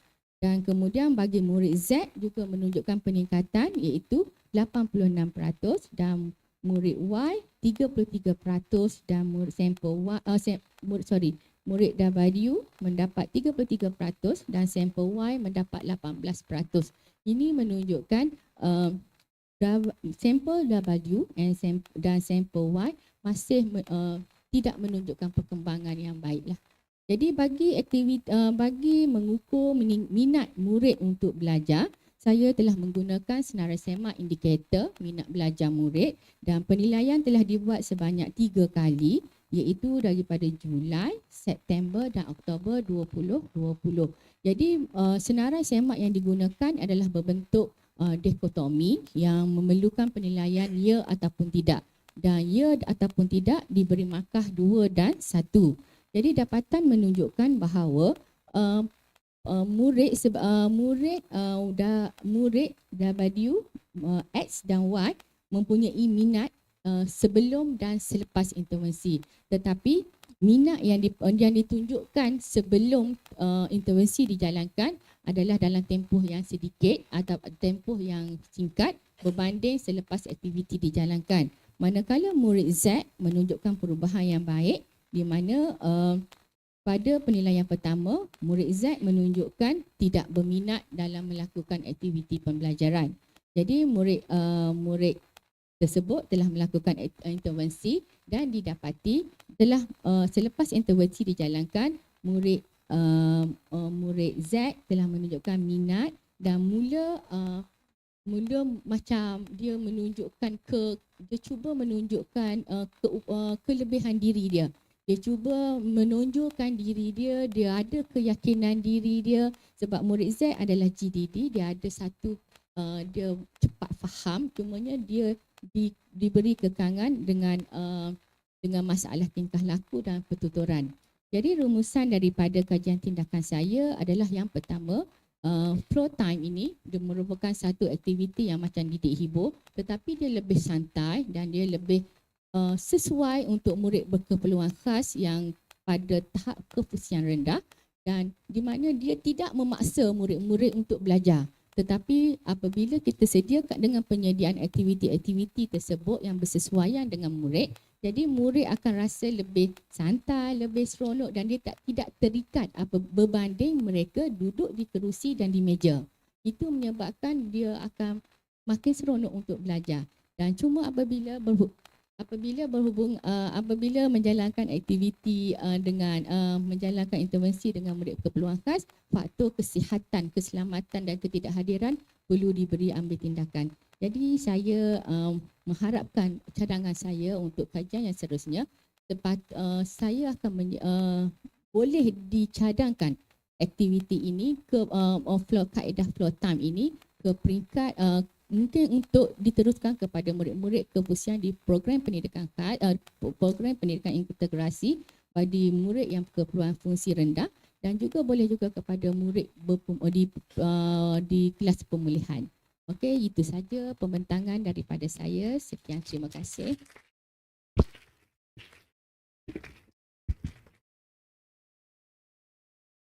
Terima kasih Puan Hasriza binti Yunus atas pembentangan itu tadi. Semoga perkongsian kajian tindakan tersebut dapat memberikan manfaat kepada semua. Sidang hadirin yang dihormati, kita teruskan majlis dengan pembentangan kertas terbaik bagi kategori penyelidikan. Penyelidikan ini bertajuk Pengajaran Terbeza, Amalan dan Cabaran Dihadapi oleh Guru-Guru Sejarah Sekolah Menengah di Sabah. Penyelidikan ini dihasilkan oleh Puan 𝗍𝗫𝗀𝗃 dari SMK Perempuan Likas Kota Kinabalu. Dengan ini, majlis mempersilakan Puan 𝗍𝗫𝗀𝗃 dari SMK Perempuan Likas Kota Kinabalu untuk membentangkan hasil penyelidikan beliau. Dipersilakan. Bismillahirrahmanirrahim. Assalamualaikum warahmatullahi taala wabarakatuh. Salam sejahtera saya ucapkan yang berbahagia doktor, para jemputan khas, hadirin hadirat yang saya hormati sekalian. Saya teruskan kepada perkongsian saya, iaitu pengajaran terbeza, amalan dan cabaran dihadapi oleh guru-guru sejarah sekolah menengah di Sabah. Ya. Jadi ini antara perkara-perkara utama dalam kajian saya, yaitu kalau kita lihat di sini, tujuan ini untuk mengetahui amalan dan juga cabaran yang dihadapi oleh guru-guru sejarah. Ya. Kemudian melibatkan seramai 233 orang responden guru sejarah menggunakan pendekatan kuantitatif, ya, yang mana borang soal selidik telah diedarkan kepada guru-guru yang mengandungi 3 bahagian sebenarnya, ya. Dan analisis data dijalankan menggunakan SPSS versi 23.0. Dan untuk dapatan cadangan saya akan jelaskan pada slide yang berikutnya, ya. Baik. Secara umumnya, ya, kalau kita lihat di sini ada beberapa konsep pengajaran terbeza. Tetapi secara ringkasnya, pengajaran terbeza itu sendiri adalah satu pengajaran yang memberi peluang kepada semua murid berbagai potensi dalam satu sesi PDP untuk mengikuti sesi pembelajaran dan pengajaran. Bukan kita asingkan dia, pisahkan dia berdasarkan kemahiran tertentu. Tambahan pula streaming kelas sudah tidak sepatutnya berlaku, ya. Baik, seterusnya kita lihat kenapa saya mau jalankan kajian ini berdasarkan penelitian saya terhadap tajuk ini. Saya dapati belum ada satu kajian yang memberi fokus kepada mata pelajaran sejarah, dan kalaupun ada kajian tentang pengajaran terbeza di negara kita ini, masih belum terdapat satu kajian yang khusus berkaitan dengan cabaran yang dihadapi oleh guru-guru semasa menjalankan pengajaran terbeza, ya. Jadi dari segi sorotan kajian saya telah merujuk beberapa artikel lah, yang antaranya yang sangat berkaitan lah dengan kajian saya, yang saya rasa saya tidak perlu sebut secara terperinci perkara-perkara yang ada di sini sebab saya hanya dibagi masa 10 menit saja, ya. Oke, jadi antaranya yang asas sekali saya rujuk adalah kajian Maizura, kemudian kajian Rosida Daniel Arif, ya, kemudian Halidah Jawan dan Syafiq Muflis. Dan yang mana kajian mereka ni kalau kita lihat melibatkan pelbagai sekolah, ya, sekolah rendah, sekolah menengah, ya, guru pelatih, ya, yang ini dijalankan dalam kalangan guru pelatih. Dan di sini kita dapati juga penerimaan persepsi guru-guru itu kalau kita lihat secara umumnya tinggi, tapi dari segi pelaksanaannya tuh masih kurang, ya, dari segi pengajaran terbeza nih, ya. Jadi beberapa kajian saya rujuk, oke, antaranya Zurina Mustafa dan rakan-rakan, Ain Nur Atika Agus, ya, Ratna Swani Derbala dan Ruhaizan. Ini dari segi dapatan banyak persamaan dengan kajian yang saya jalankan, ya. Kemudian beberapa kajian dari luar negara lah yang ini, ya. Dan kalau kita lihat kajian dalam negara ini memberi fokus kepada tahap pengetahuan, penerimaan, amalan. Tetapi kajian-kajian di luar negara sudah pergi lebih jauh, yaitu mereka memberi fokus kepada cabaran-cabaran yang dihadapi oleh guru-guru semasa menjalankan pengajaran terbeza, ya. Oke, dan seterusnya ini adalah metodologi kajian yang saya gunakan, yaitu mengandungi 3 bahagian, ya, dalam instrumen yang saya gunakan, yaitu demografi responden, tahap amalan guru sejarah dan juga cabaran yang dihadapi oleh guru sejarah. Yang mana instrumen ini saya ubah sesuai daripada Derbala tadi dan juga satu kajian daripada luar negara yaitu Karam Siam, ya. Dan dari segi kajian rintis dijalankan yang melibatkan seramai 30 orang guru dan mendapati bahawa alpha converge bagi keseluruhan item mempunyai tahap kebolehpercayaan yang tinggi. Jadi saya meneruskanlah ya untuk kutipan data yang sebenar ya. Dan seterusnya ialah ini adalah dapatan kajian dari segi demografi. Kalau kita lihat di sini ya, paling ramai terlibat adalah golongan guru wanita, yaitu 69,1% yang melibatkan 161 orang guru. Dari segi umur pun kalau kita lihat di sini yang mengisi soal selidik ini kebanyakannya dalam lingkungan umur 30 hingga 50 tahun ke atas lah ya. Dan kebanyakan mereka mempunyai kelulusan akademik sekurang-kurangnya diploma, dan paling ramai di sini sebenarnya adalah ijazah ya. Dan dari segi pengalaman sebenarnya guru-guru yang mengisi soal selidik ini mempunyai pengalaman yang agak lama ya, yaitu lebih kurang kalau kita lihat di sini 6 tahun ke atas hingga 21 tahun ke atas ya, dan melibatkan guru-guru daripada sekolah bandar dan juga luar bandar. Tetapi kalau kita lihat di sini guru-guru luar bandar pula yang banyak mengisi soal selidik nih, hingga kan macam saya mau fikir lagi satu kajian yang memberi fokus kepada guru bandar ataupun luar bandar saja, ataupun mungkin kajian perbandingan ya. Oke, ini adalah dapatan kalau kita lihat dari segi tahap pelaksanaan pengajaran terbeza, minnya tinggi yaitu 3,83. Jadi saya rasa cikgu-cikgu atau tuan-tuan, puan-puan hadirin sekalian boleh melihatlah ya keseluruhan data ini secara lebih detail satu persatu. Kemudian yang seterusnya dari segi cabaran dia tuh, juga menunjukkan min yang tinggi. Maksudnya guru melaksanakan pengajaran terbeza pada masa yang sama juga menghadapi cabaran yang tinggi. Bagi saya satu yang bagus lah, cabaran tinggi tapi masih mau meneruskan.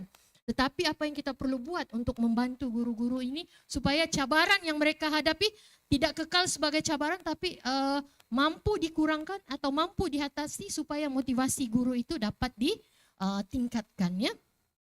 So dari segi perbincangan ya, kalau kita lihat tahap pelaksanaan itu, dapatan ini disokong ya beberapa kajian yang sebelum ini. Contohnya Ratna Suwari Derbala ya, kebanyakan pemboleh ubah yang beliau kaji itu samalah dengan dapatan kajian saya ya. Kemudian Niveta mengatakan bahawa tahap pelaksanaan itu sederhana tinggi, begitu juga Daniel tahap pelaksanaan guru-guru adalah sederhana. Rosida menyatakan tahap pelaksanaan guru-guru pada tahap yang baik. Ya, dan Syafiq Muklis pula mendapati tahap pelaksanaan pengajaran terbeza dalam kalangan guru di sekolah tadika adalah rendah ya. Oke, kemudian dari segi cabaran, kalau kita lihat di sini saya susun cabaran itu berdasarkan min yang paling tinggi lah, yaitu sebenarnya kenapa guru ini sukar ya melaksanakan pengajaran terbeza itu adalah disebabkan oleh beban tugas guru itu sendiri ya. Kemudian jumlah murid yang ramai, kekurangan ABM, faktor massa dan juga prasarana. Dan dapatan-dapatan ini juga kalau kita tengok disokong oleh kajian-kajian yang sebelum ini, seperti kajian Daniel dari segi pengurusan massa, Ainur Atika dari segi beban tugas ya. Seterusnya Halida Jawan dan Zamri yang menyatakan cabaran di sekolah pedalaman ialah dari segi bahan ya, penyediaan bahan ya. Kemudian kajian luar ya, yang ini tengok murid yang ramai, sumber yang terhad, pengurusan massa. Begitu juga Mariam Sarifah yaitu saiz bilik darjah ya, massa, sumber pengetahuan, sokongan dan juga beban kerja. Begitu juga kajian Yusuf yang menyatakan bahawa masa, jumlah murid yang ramai, kelas yang kurang kondisif. Jadi kalau kita tengok kan ada banyak persamaan. Macam kalau sebelum ini saya mengajar di sebuah sekolah yang besar, murid hampir 3.000 ya. Satu kelas tuh ada yang sampai 50, terutama yang form 1 ya, 50-52 orang. Jadi agak sukar lah, ada kesukaran di situ. Tetapi daripada data ini kita dapati guru masih mau berusaha melaksanakan pengajaran terbeza itu sendiri ya. So apa yang saya boleh simpulkan, cabaran utama guru menjayakan pengajaran terbeza adalah dikaitkan dengan beban tugas, murid yang ramai dalam sebuah bilik darjah, kekurangan ABM, BBM, pengurusan massa dan juga prasarana lah. So ini seperti yang saya sarankan tadi lah. Jadi apa yang saya sarankan tadi dari segi macam cabaran yang dihadapi oleh guru itu perlu diteliti dan disusuli dengan perancangan lah supaya satu tindakan yang lebih wajar dilaksanakan bagi memastikan guru-guru kita, khususnya guru sejarah ya dokter kan, terus dapat memastikan pengajaran terbeza ini dapat dilaksanakan. Dengan itu sekian dan terima kasih. Terima kasih Puan Hanita Laja Harun atas pembentangan itu tadi. Semoga perkongsian penyelidikan tersebut dapat memberikan manfaat kepada kita semua.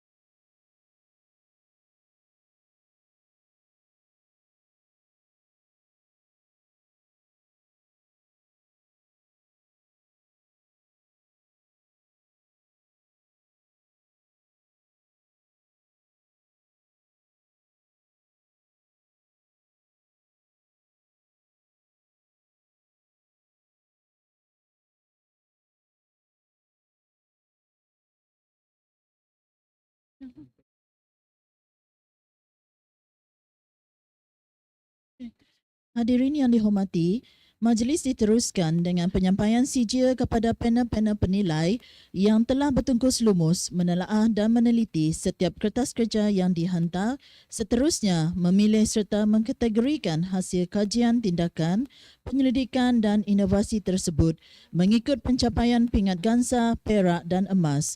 Untuk itu, majlis menjemput Yang Berusaha Dr. Norisah binti Suhaili, Timbalan Ketua Pengarah Pendidikan Malaysia, Sektor Operasi Sekolah, Kementerian Pendidikan Malaysia, diiringi oleh Dr. Majalan bin Sulong, Encik Ali bin Ciba, Dr. Yong Siu Ping, Encik 𝗍𝗲𝗍𝗀𝗀𝗂 untuk menyampaikan sijil kepada panel-panel penilai.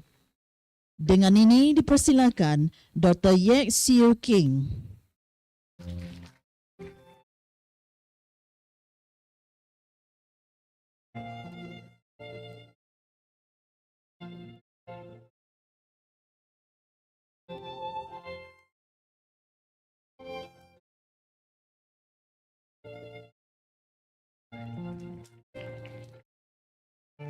Dr. Ling Pek Kwong.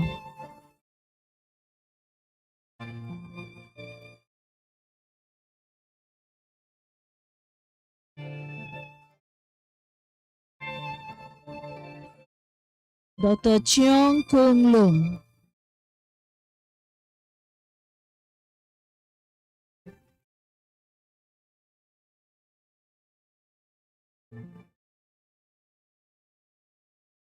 Cikgu Ting Xiao Fong.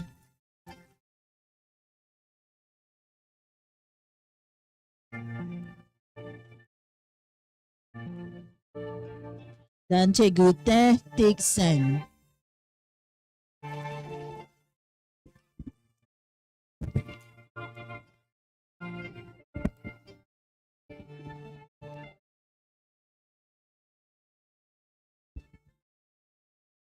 Seterusnya penyampaian hadiah sijil kepada penulis kertas kerja kajian terbaik bagi kategori kajian tindakan dan pendidikan tadi yang telah dibentang sebentar tadi.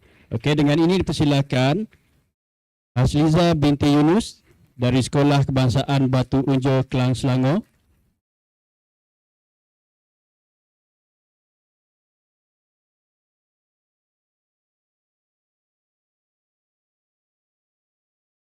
Seterusnya Hanita binti Laja Harun dari SMK Perempuan Likas Kota Kinabalu.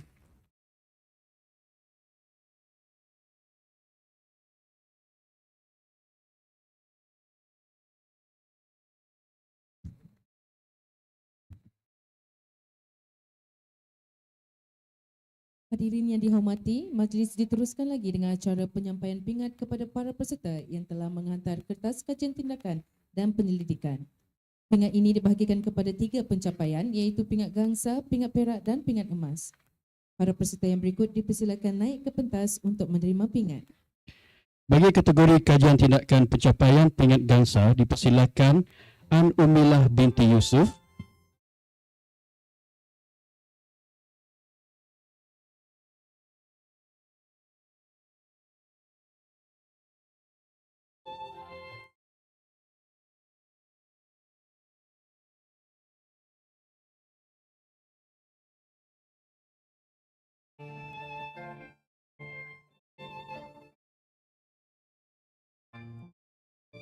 Okey, dimulakan dengan 𝗠𝗷𝗵𝗀 binti Yusuf.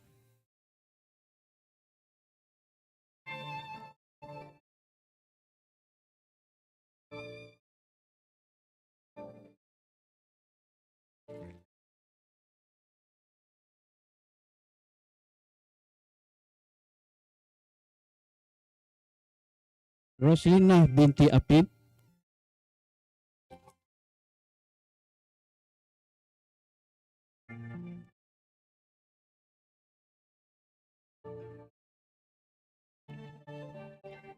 Ajah anak Sumo,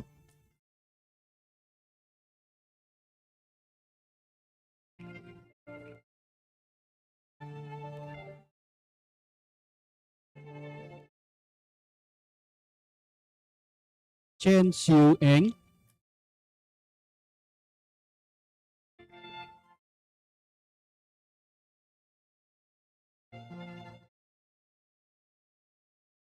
Christina Tan,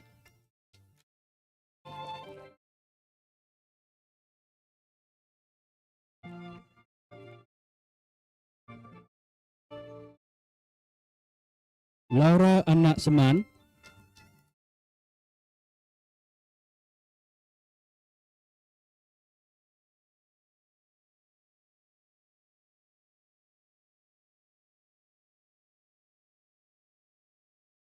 Linda anak Dane,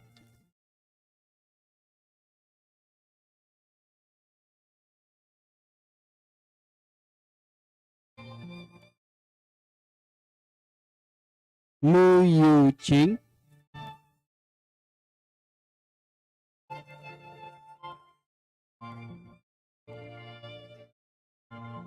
Matius Mapang anak Jamba,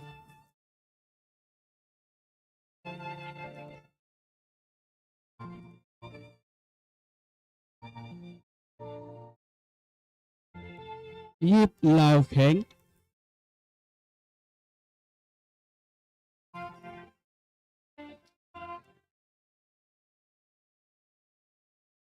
Kim Ming To, dan Chua Sian Ping.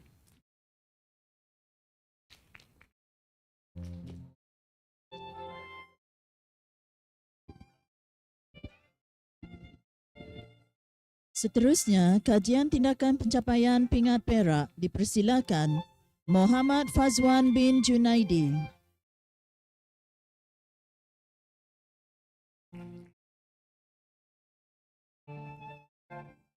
Nurul Jannah binti Masran.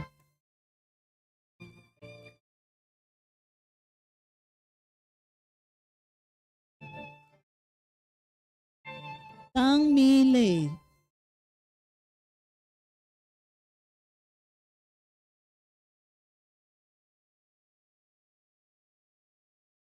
𝘒𝘀𝘆.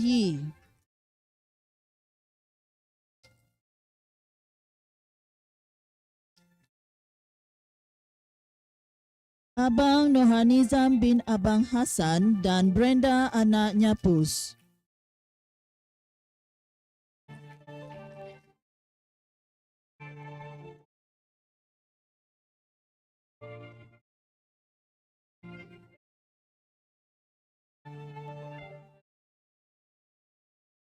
Chai Tek Kiong.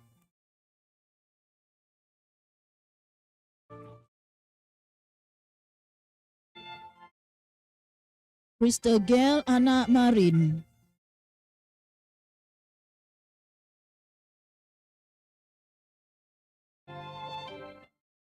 Palifiona Ngiring.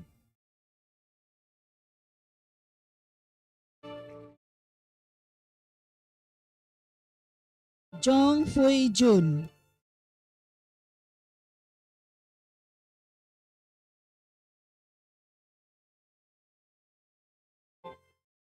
Quenisa Grace binti Lawrence.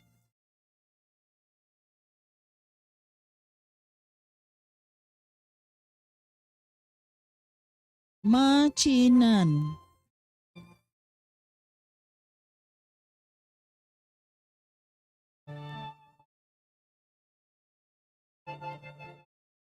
Muhammad Firdaus bin Abdul Salam.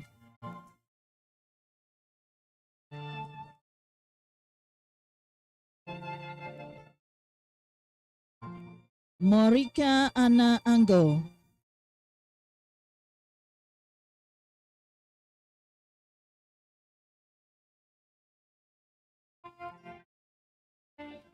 Nuraida Amalia binti Muhammad Hamim.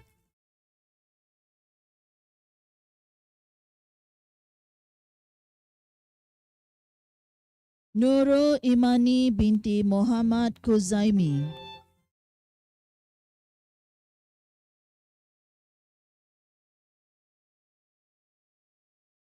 Stella alias Caroline anak John Bosco Biskup.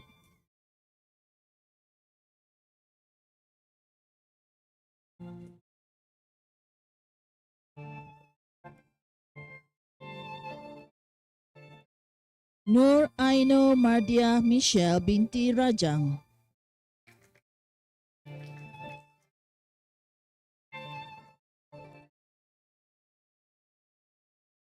Siu Hao Siong.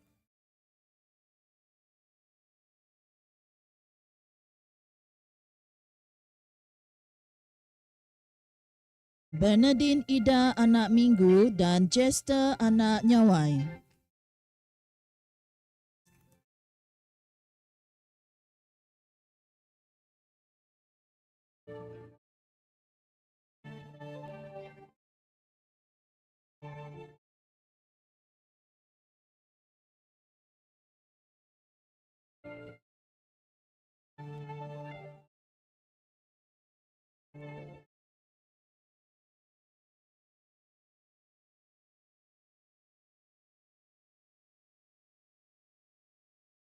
Nur Atifah binti Mota dan Nur Aini binti Baharum.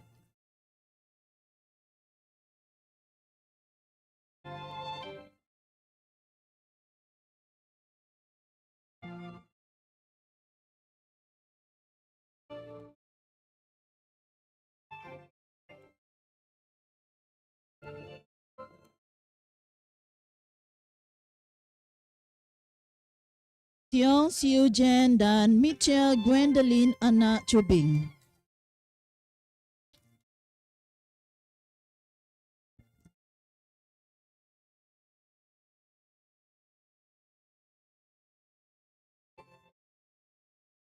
Akhir sekali kajian tindakan pencapaian pingat emas. Dipersilakan Christina Andrew.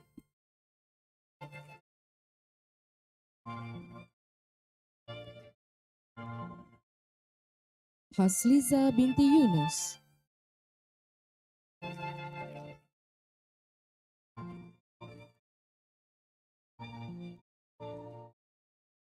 Patrick Duffy anak Bayong.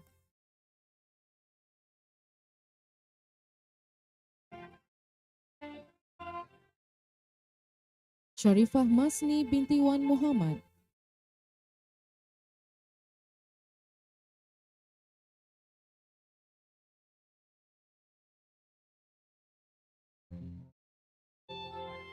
Elvera Nancy William Norman.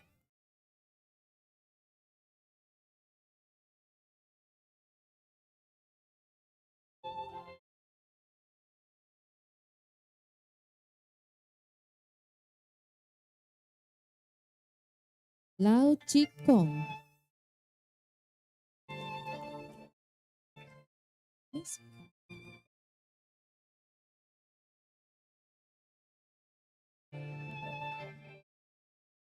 Lila anak Nantai.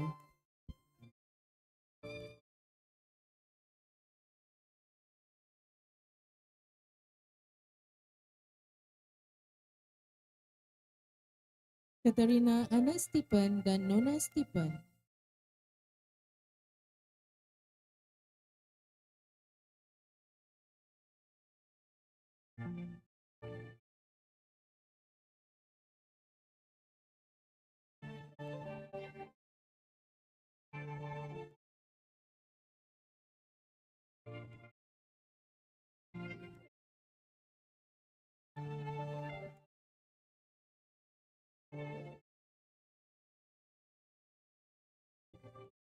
Rokia binti Kade dan Agustin anak Singgal.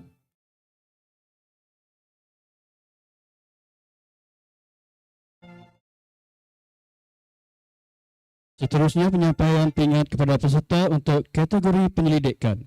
Bagi pencapaian pingat gangsa, dipersilakan Dr. Sri Rama AB,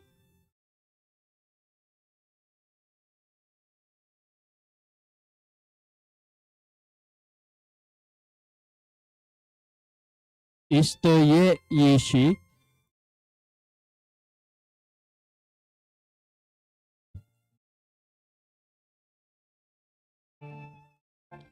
seterusnya pendidikan pencapaian pingat perak dipersilakan Dr. 𝗧𝗶𝗵 bin Andi Mapiari dan Nur Ibrahim bin Rashid.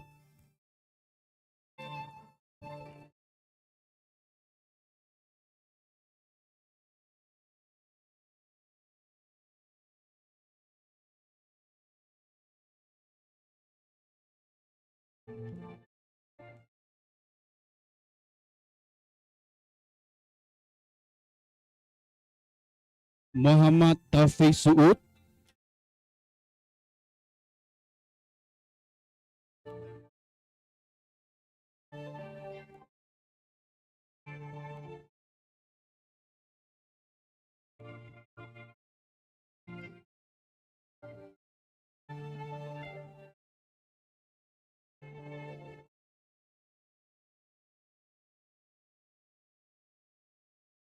Dr. Muhammad Khairul Nizwan bin Hamzah,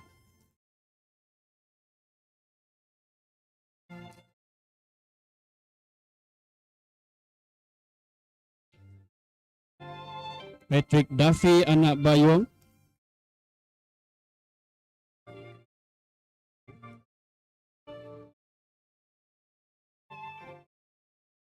dan Anis Majan binti Azmi Murad.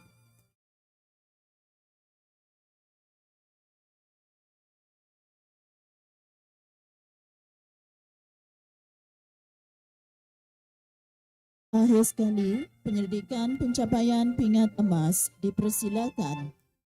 Hanita binti Lajaharul,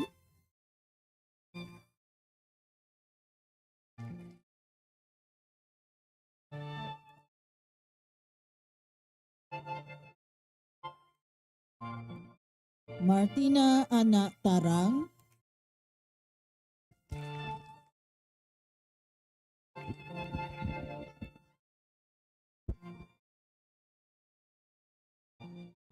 Dr. Losius Goliong,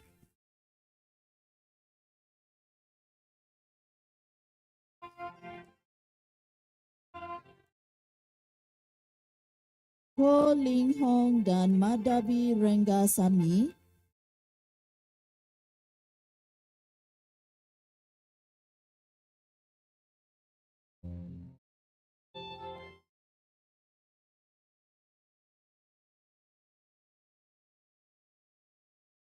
Hanita binti Lajaharun dan Muhammad Zahid bin Awang Jaid.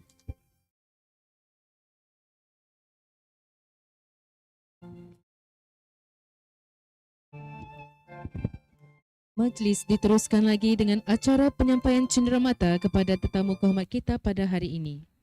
Dengan ini, majlis menjemput Yang Berusaha Encik Ahli bin 𝗔𝗶, Ketua Pegawai Pendidikan Daerah Sibu, untuk menyampaikan cenderamata kepada Yang Berusaha Dr. Norisah binti Suhaili, Timbalan Ketua Pengarah Pendidikan Malaysia, Sektor Operasi Sekolah, Kementerian Pendidikan Malaysia. Majlis mengucapkan terima kasih kepada Yang Berusaha Encik Ahli bin 𝗔𝗶 atas penyampaian cenderamata kepada Yang Berusaha Dr. Norisah binti Suhaili.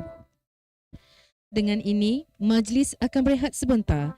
Dijemput Yang Berusaha Dr. Norisah binti Suhaili diiringi oleh tetamu jemputan untuk menjamu selera di blok pentadbiran UTS. Para peserta dan tetamu boleh berehat sebentar selama 15 minit. Majlis akan bersambung semula pada pukul 12.30 tengah hari. Diharapkan agar semua peserta dan tetamu bersedia di dewan ini sebelum majlis bermula. Sekian, terima kasih.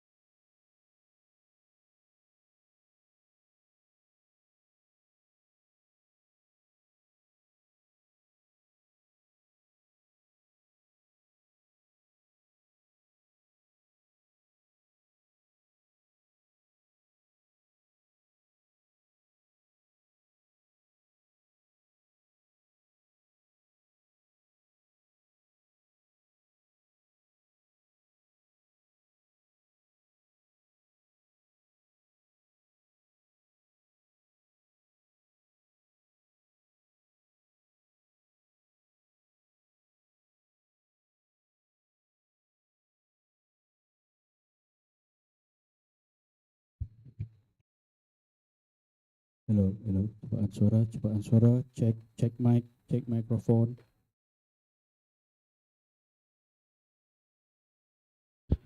Hello, cubaan suara, check mic, check mic.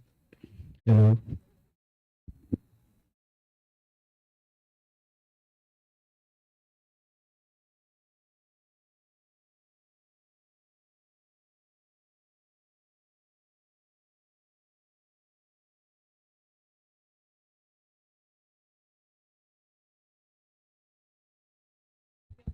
Cubaan 1, 2.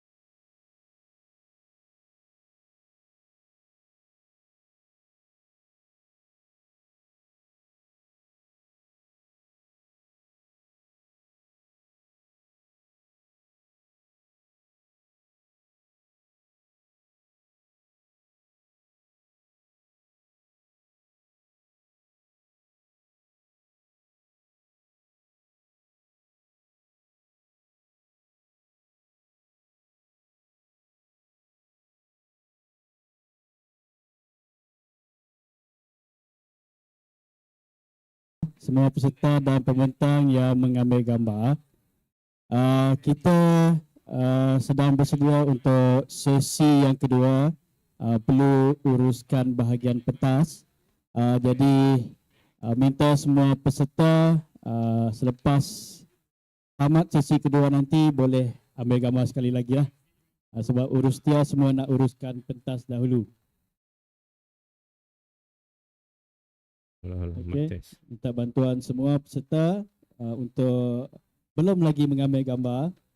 Okay, sebab kita ingin uruskan pentas untuk sesi yang kedua. Para peserta nanti boleh ambil gambar selepas sesi yang kedua. Dr. Anwar, sekejap saja, pukul 1:30.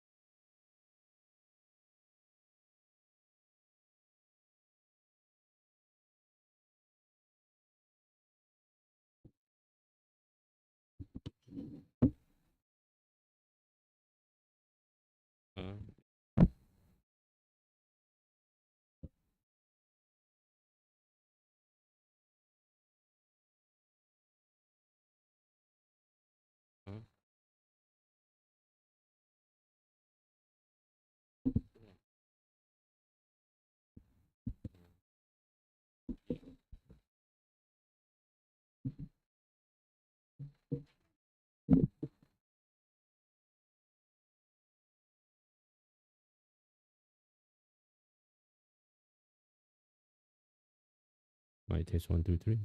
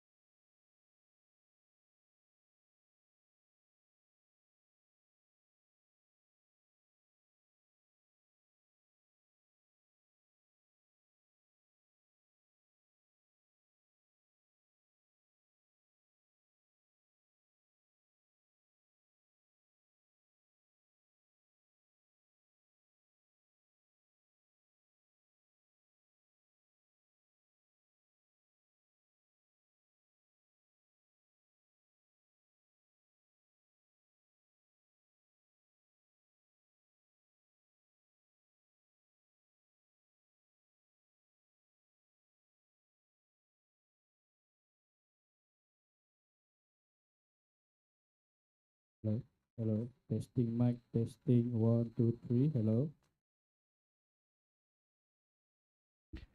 Hello, hello. Testing mic. 1, 2, 3. 1, 2, 3.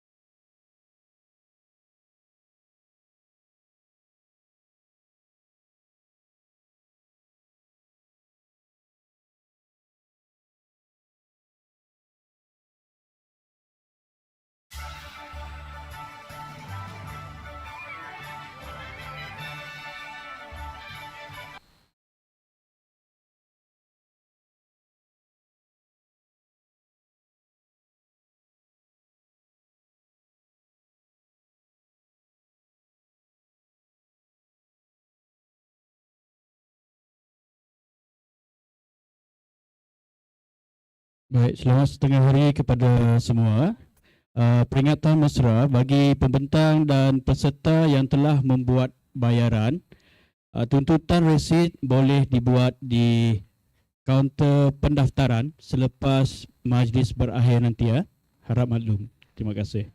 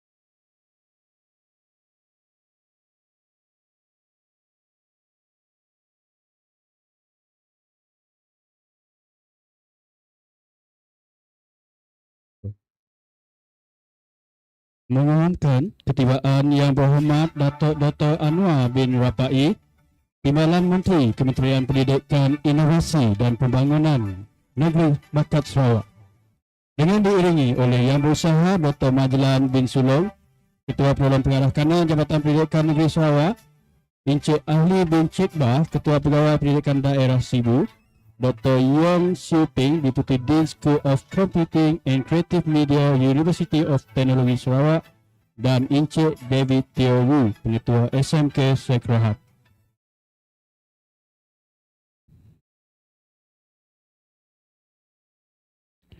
Selamat datang dan diucapkan kepada Yang Berhormat Datuk Dr. Anwar bin Rapai ke Majlis Perasmian Penangguhan Persidangan Kajian Tindakan Pendidikan dan Inovasi Guru Peringkat Kebangsaan. Semua hadirin dipersilakan duduk.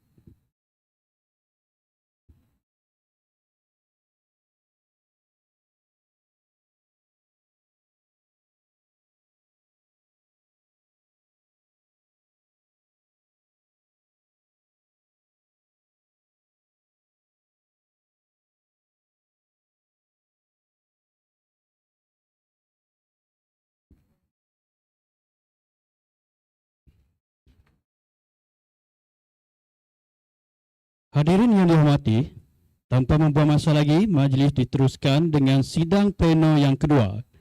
Dengan ini, saya serahkan sidang ini kepada rakan pengacara saya, Cikgu Jessica. Dipersilakan. Good morning once again, everyone, and welcome back to our second plenary session. We are truly fortunate to invite our next presenter, a senior lecturer of the Department of Educational Science, Mathematics and Creative Multimedia at the School of Education, University of Technology, Malaysia. She leads various projects such as HOMI, Computational Skills, Microscale Chemistry, Visual Programming Language, Hypothetical Creative Reasoning Skills, Educational Robotics, and Game-Based Learning. She obtained her PhD and master degrees in Science Education, specializing in chemistry education from University of Science Malaysia. Additionally, she holds a bachelor's degree in Doctor of Veterinary Medicine from University of Putra, Malaysia.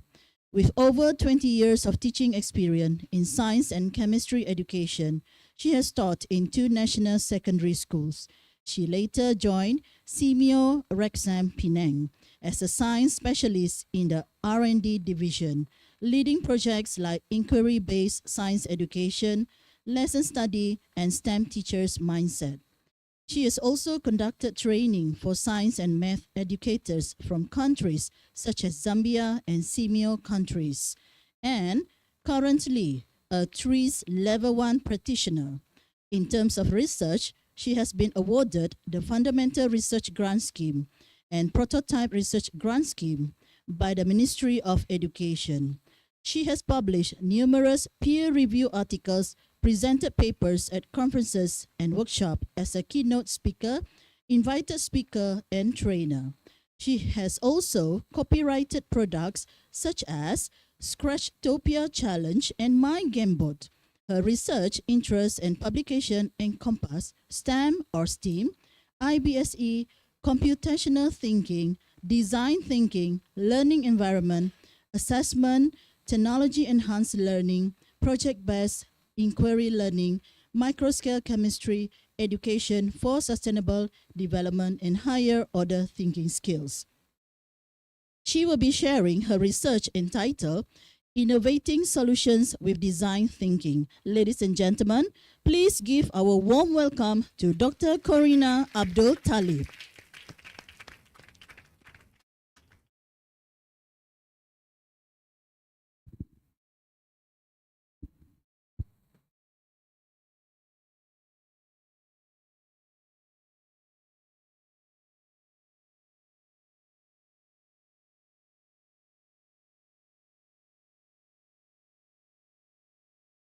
Testing? Okay. Bismillahirrahmanirrahim. Yang berbahagia Datuk Dr. Anwar bin 𝗏𝗍𝗄𝗃, UTS, team, and then SMK Sacred Heart, and also the team, students, and also all the media.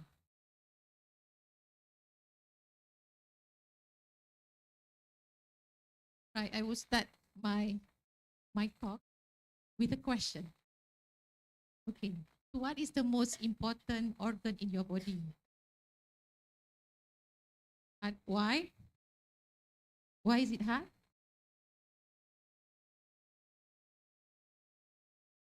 Because of this, right? Heartbeat. So that shows that we are alive. Okay, same to me. The most important organ is heart. But because what? Not because of the heartbeat. Because you are there in my heart. Okay. All right. So just to ease myself, because this is very, very in front of me, very outstanding teachers, participants of the event. Yeah. All right. So now I can see smiling face now. So I'm a bit relaxed. Okay. So this is the outline of my talk. So I will be touch about innovating solutions. So actually, this is one of the theme. This is our tagline in GTM. So innovating solution ties with design thinking and some of the concept of design thinking, and also how it can play a vital role in your in your actual research, in your research, and also in your innovation. How many of you have heard about design thinking? Anyone? Oh, 1, 2. Okay. All right. So that's good. So it shows that that is why I'm here. Okay. All right. So okay, let's recall back our memories, memory lane. Okay, have you seen this? Some of you yes, nodding. Some of you no. Okay. All right. So this is what we used last time. Yeah.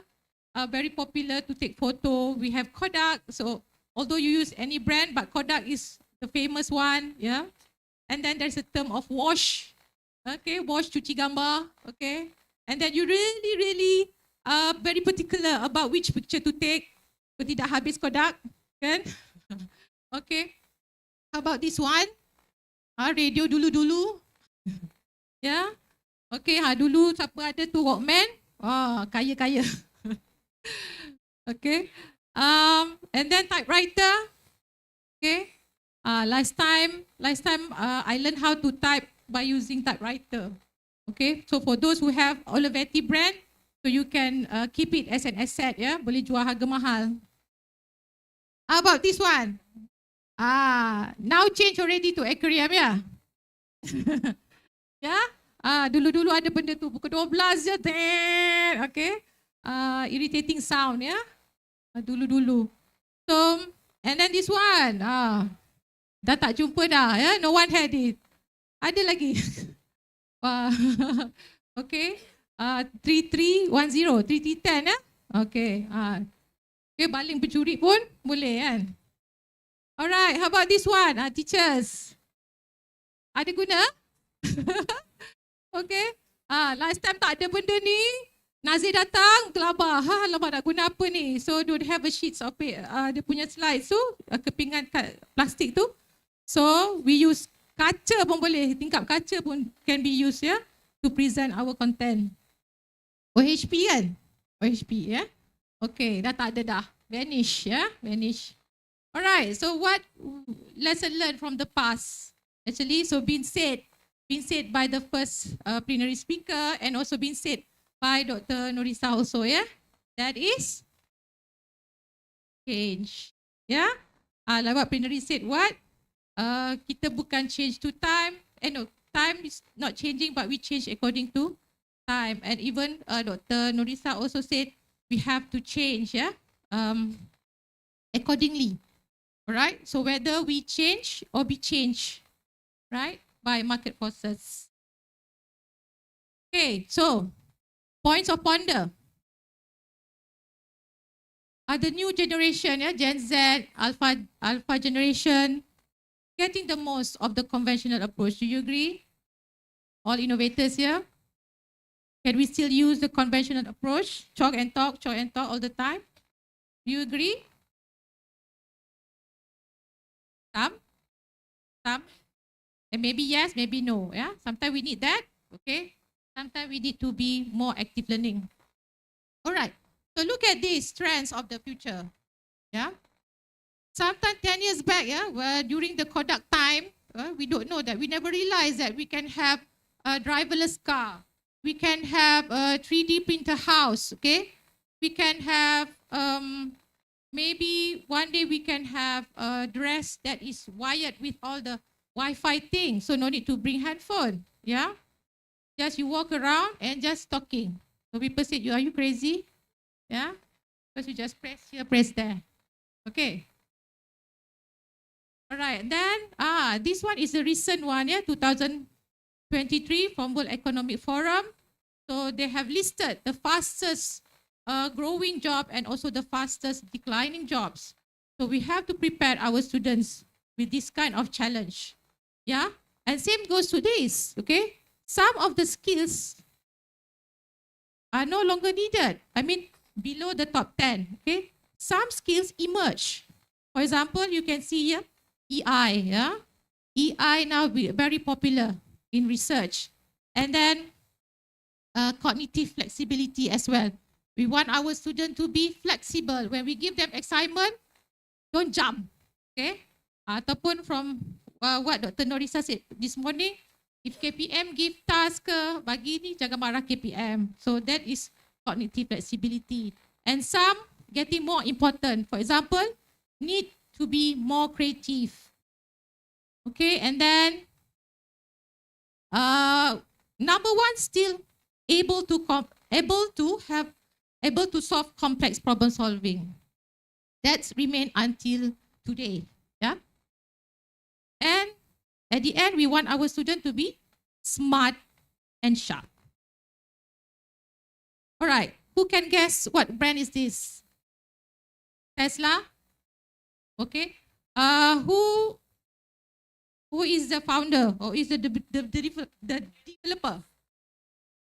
Elon Musk. Yes, Elon Musk. Who doesn't know Elon Musk, right? This handsome guy. Handsome guy? Okay. So based on him, he said that to come out a product like Tesla, you have to be give a big difference. Not slightly better, but a lot more better. So for those who have won the innovation, the actual research, the research competition, so actually you're showing to the panels the big difference. Okay? All right. So then comes in design thinking. To make it better, to make it big difference, one of the famous, the global model that you can use is through design thinking. Okay? So then you can, in your class, okay, in your PCK, pedagogical content knowledge, if you use design thinking, you can shape your instruction so that you can improve your productivity, you can improve your job performance, and even your service and also your commitment to the school. So perhaps it will help you to grow and will help you to be more passionate in your career. And then at the end, we want to prepare, like this event, yeah, actually it's very good event so that you can showcase your effort, yeah, then to prepare leaders and innovators to be innovating, creative, and also resilient to the changes that happening around the world. Okay, so then come design thinking. So actually design thinking had been used by many popular brand, leading brand like Apple, Google, Samsung, and even universities, yeah. So actually design thinking is, we want you to be creative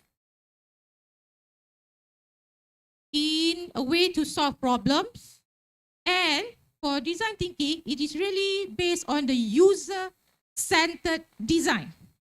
Okay, so we are really, in design thinking, we are really focusing on the consumer. So if you want to come up with a product for our students, so our Our user is the student. So we have to make sure that our product is meant, it can be usable, can be functioning to the targeted user. All right? Okay. So far so good? Or so far so out? All right. So let me bring you along. Yeah. What are the design thinking concepts? Seems many of you never heard about it, and to those who have heard about it, so you can also chip in if you want. All right. So these are the main pillars, the main step in design thinking. Okay, so this is design thinking is different from any type model because we're really particular on the empathize element. We want the user to be, we want the creator to be more empathized for the user.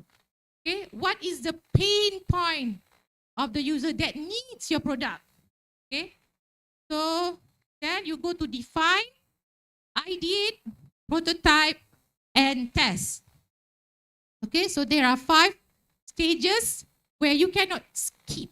Okay, if you skip one of it, maybe there's a disaster in your creator. All right, so let's practice, yeah? Let's try this to get a clear understanding what is design thinking compared to conventional approach. I don't want to use design thinking, I want to use my ordinary approach. But let me bring you how can design thinking be compared with conventional approach, yeah? So look at this design. So this is the ordinary design, okay? There's a pathway here, walkway here, okay? You can see that, all right? And then suddenly there's a, what happened? What can you see from the photo? What happened to the user? Yes, yeah? Using shortcut, they are creating the shortcut. Okay, users are creating their own path, okay? Because what? The design does not focus around the user. So that's why the user is creating. Oh, you don't want to design? That we do the shortcut ourselves. So every day people use shortcut. So if you are using design thinking, you will, if you base on the user-centered, you know that there are people that very busy, they really want to go someplace very quick, and some just leisure, walk around to see the scenery. Okay? So if you look at the user like that, of course, the designer will build another pathway for the shortcut one. Yeah? We always like to use shortcut, right? Okay. This is how we can use design thinking, right? So in design thinking, it is not a linear process. As you can see, it is not a linear process. It's not a one-way process. But you have to go through all the 5 stages, okay? If let's say you already reached test, suddenly you find out, oh, it's not functioning. Oh, there's an error. So you go back, maybe at define stage, maybe you're not so empathized. So you go back to empathize, okay? And then you go forward again. If let's say in prototype, suddenly you find, the prototype is not working, okay? Something is not right. The customer said, not good. Okay, so you go back to where the stage that you find that need to be corrected. Right? Got it? Okay. So let me give you some examples of successful product that use DT. Okay? So, together with me.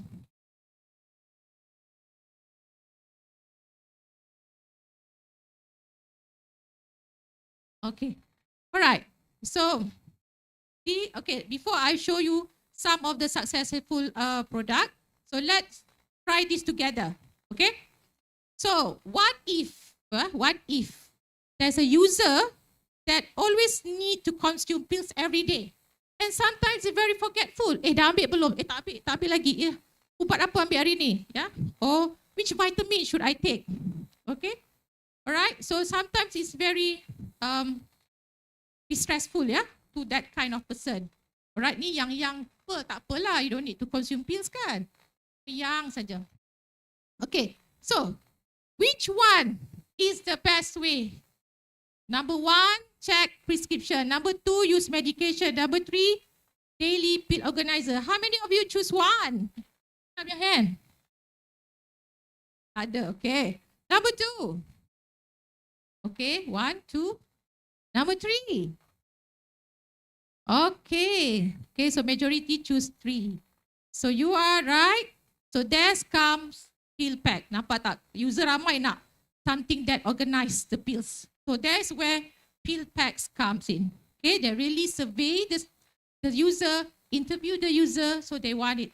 Okay, and it happened in this in this hall also. Yeah, most of you like to have something that is more organized, right?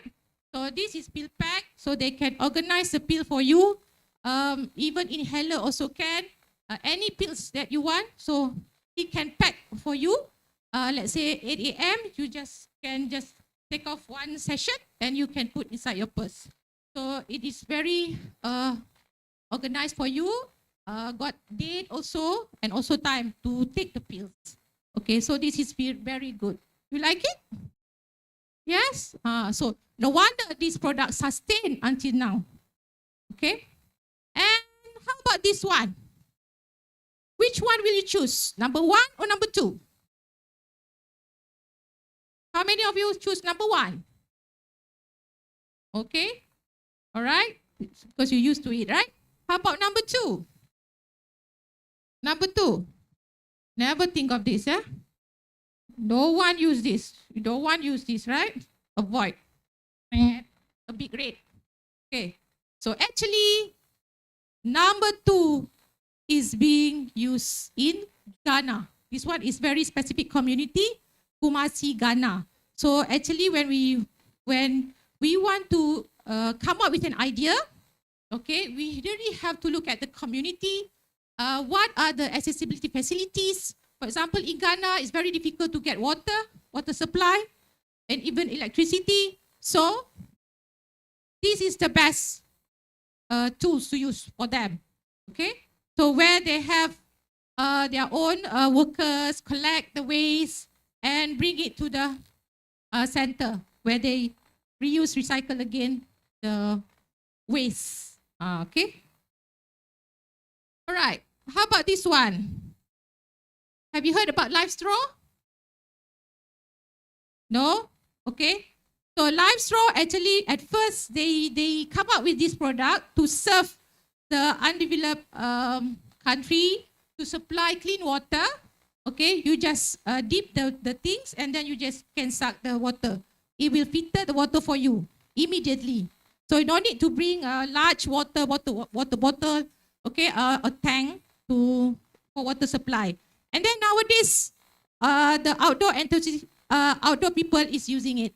So very handy. So you need to take the bottle, big bottle like this, yeah. You can go to the river and just start consume the river water. Okay, you like it? If you are outdoor person, not trusted. Don't want to try. How about youngsters? Youngsters, don't want. Yeah, some dare to try. Okay, you are adventurous. All right. Okay. Okay. So this is some of the products in the world that use design thinking. So until now they are sustained. How about this one? What do you call this thing? MRI, yeah? MRI. Do you scared of MRI to use it? If you are claustrophobia, takut tempat kecil, you might be afraid, yeah? But for you, maybe okay. But how about children? Kids, yeah? Kids, they're really scared of this thing, yeah? Okay, this is being found by Dr. Dis, the founder of this MRI, the creator of MRI. Okay, so how can we help him? How can we help the children to go through this, sick children to go through this MRI? Any idea? Do you agree to put music?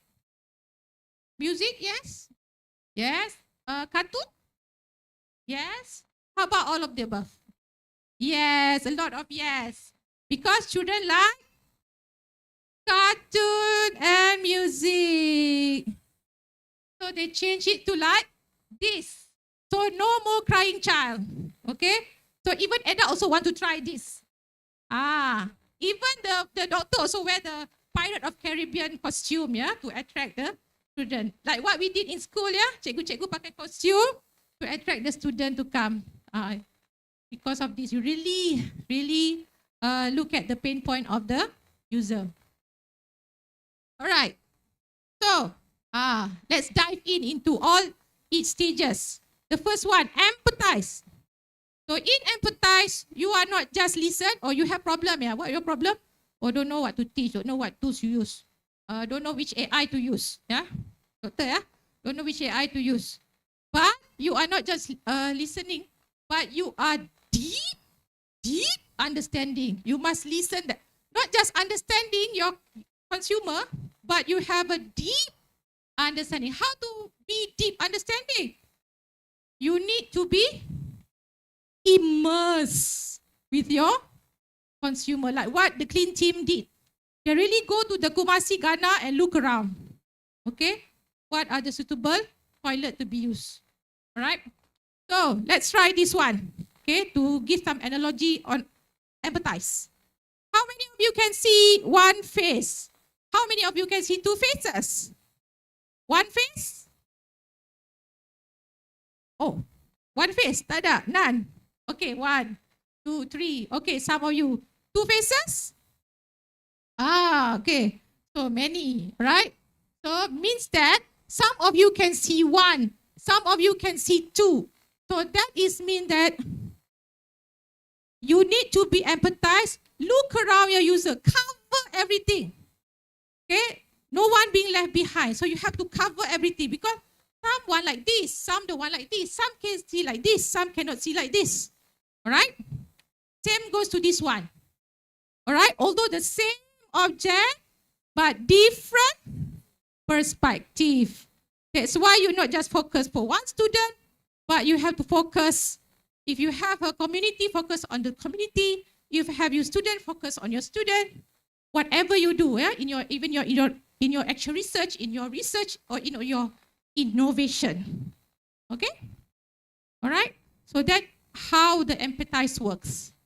All right, then, you know this guy? I love to watch the Lean On Me movie. Have you watched it? Okay, so this is a very American great actor, Morgan Freeman. All right, so he said that how can he be so well acting, yeah? Because he immersed. So the magic word is immerse. So if you want to create something, you have to immerse.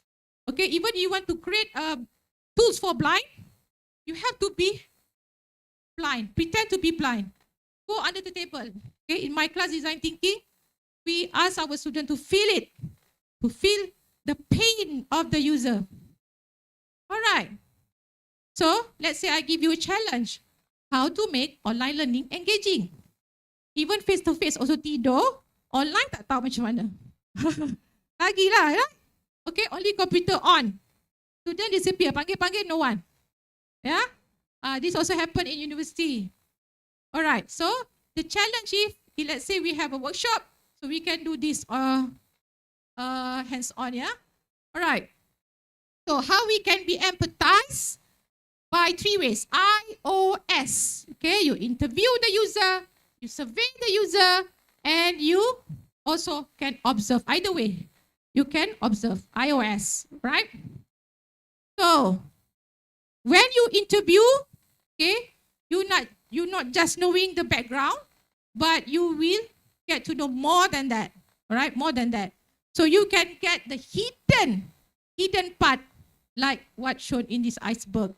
Okay, so that is where you need to listen deeply, and during the process, avoid asking too personal questions. Because if let's say he like green, why you argue? Kenapa suka hijau? Purple kan cantik.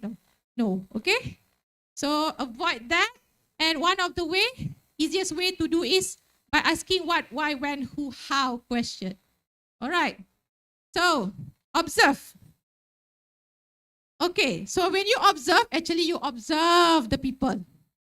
Okay, for example, this morning, Dr. Nurisa said, she observed. And then she said, oh, most of you are looking at handphone. Tu one of the way of using, one of the way of observation. Okay, you look at the community, you go there and you observe. Okay, look at the object, look at the environment, and look at the messages, and also look at the services. All right. Then after that, the second stage is define. So in define, actually, you already have gone through the empathize. You know what is the big pain point of your user. Then you come out with your design goal. Oh, now I'm going to come out.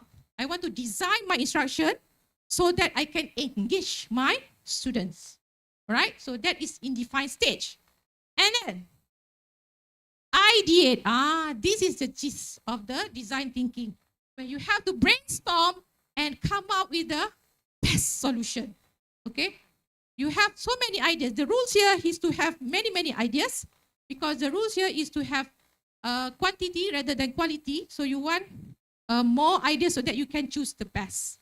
Which one is the most suitable? And during this stage, no longer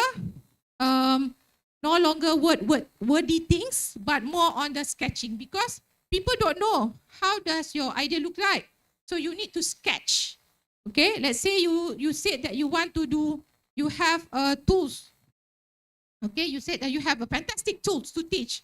You have a fantastic marker pen that no need to go to the whiteboard. You can just do like this, you can draw anything. Okay, so you need to prove it. No, you need to sketch it. Okay, you need to sketch it so people can visualize your idea. We want your user to visualize your idea.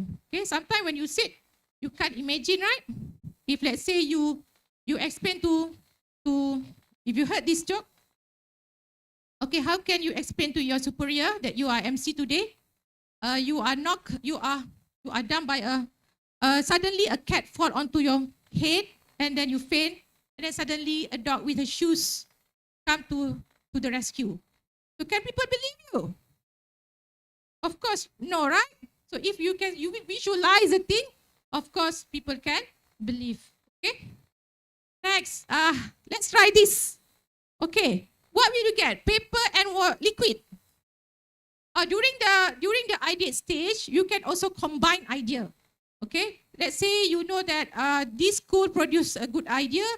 You also have a good idea. Then you merge, you combine your idea to come up with a new thing. All right. So, what will you get if let's say you combine? I just give analogy here. Paper and liquid. What will you get? Yes, clever. Cikgu pandai. Okay. How about this one? Yay, banana boy, super happy. Yay, okay. How about this one? Challenge sikit. What can you do? You have a tube and parabola, the mat sikit. What can you do?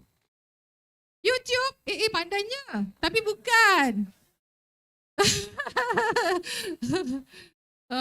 Jadi.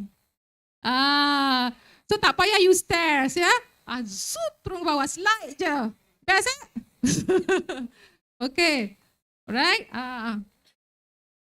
Okay. How about this one? Architect and maths. Architect and maths. Agak-agak jadi apa? Tada! Jimat kos. Jimat kos kan? Nanti semua sekolah ada. Okay. Selalu pelajar kan lupa bawa lah, apalah. Pergi kat pintu tu. Sentiasa ada. Okay. Alright. And then when we want to select your idea, so this is one of the way that is deep. Yeah.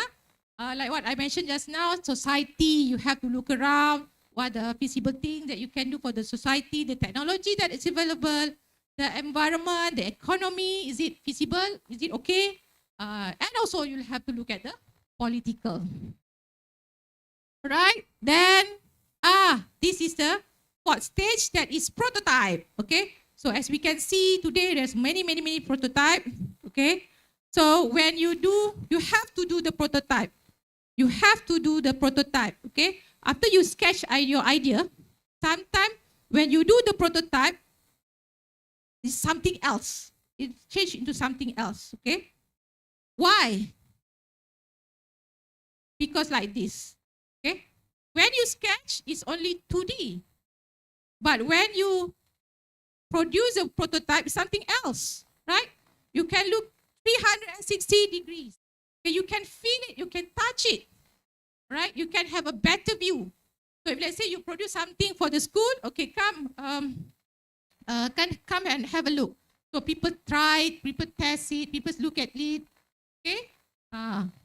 Then your prototype is working, okay?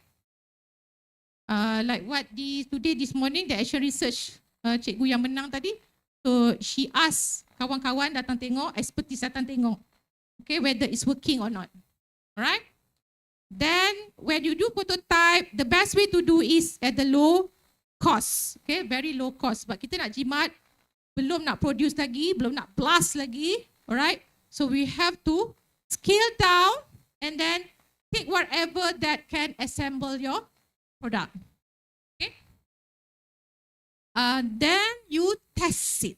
Okay, you have to test it. Okay, to find error, to find whether how it's work, to find how friendly it is, and so on. Okay. So I think I already reached to the end of my talk. So some of the takeaways for my talk is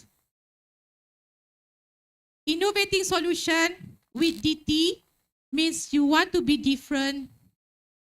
Okay, first you want to be different and then comes better. You want to be better, okay, than before. And then doing things with better and different outcomes. And then both the different and the better must be significant and substantial. Anyone want to try the skirt? This skirt was produced by a designer in Tokyo. Yeah, they have issues with crime. They are also afraid, and then nak sembunyi macam ni lah. So your student also can hide, yeah, from you. Okay, just leave the skirt dah jadi vending machine. Yeah, who dare to try? Somehow. Okay, so sometimes bizarre idea, yeah, happen in the world. Okay, so just to share with you, so design thinking can be used in any kinds of activities that you conducted, yeah, like for example, your action research, your research, or also your innovation.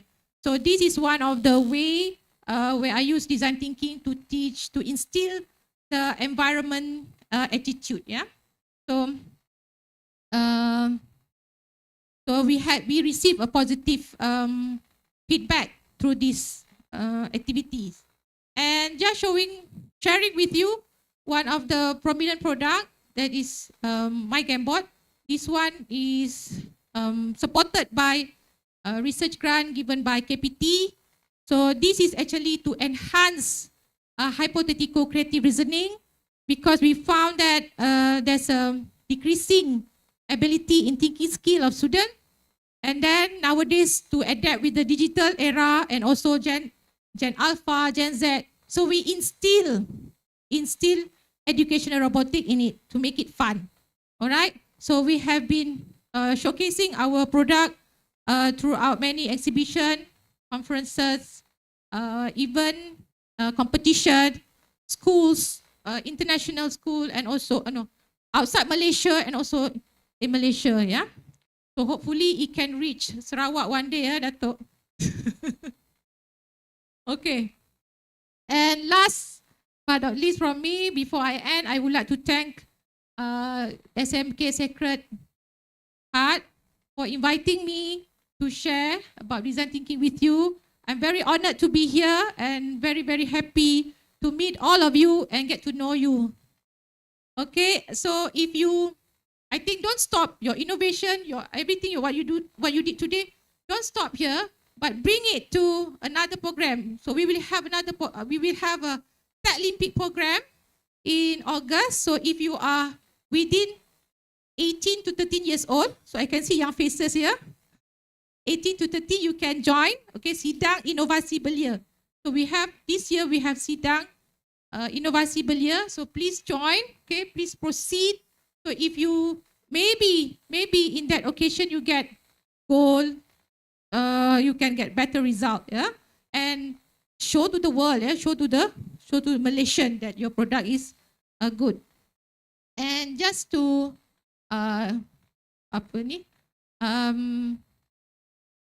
to share with you, if let's say you don't want to study, you want to study over the sea, you can come to UTM.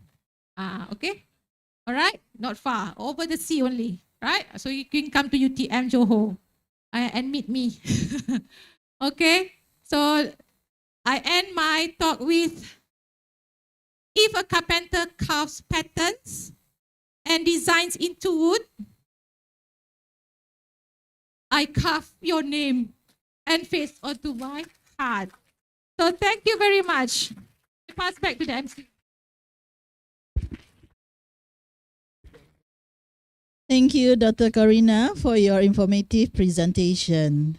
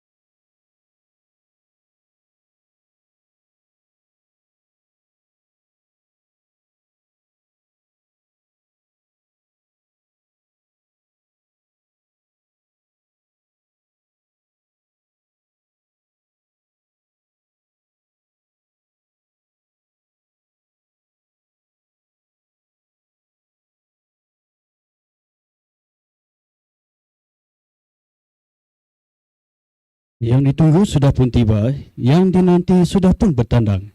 Tibanya bermanis muka, tandangnya disambut gembira. Dengan ini majlis mempersilakan Yang Berhormat Dato' Dr. Anwar bin Rapai, Timbalan Menteri Pendidikan, Inovasi dan Pembangunan Bakat Sarawak untuk menyampaikan ucapan dan seterusnya merasmikan majlis perasmian penangguhan persidangan kajian tindakan pendidikan dan inovasi guru peringkat kebangsaan 2023. Dengan penuh takzim dipersilakan. Terima kasih kepada pengacara majlis. Bismillahirrahmanirrahim. Assalamualaikum warahmatullahi taala wabarakatuh and very good afternoon. First of all, I would like to apologize because a bit delay. I have a very important dialogue with the kampung folks the whole morning, and I do not know why my schedule today is very, very tight.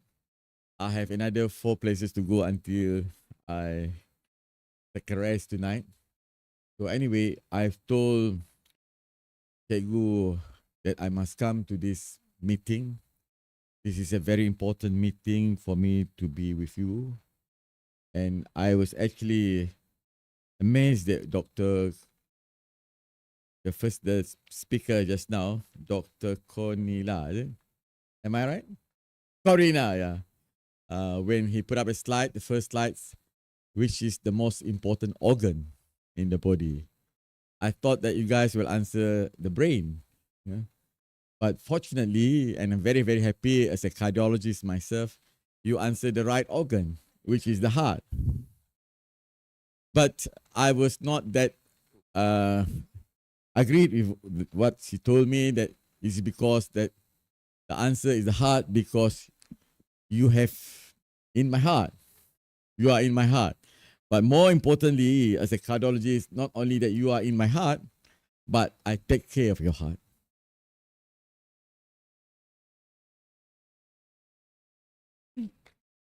So, cikgu semua, majlis pada pagi ini is very important for us.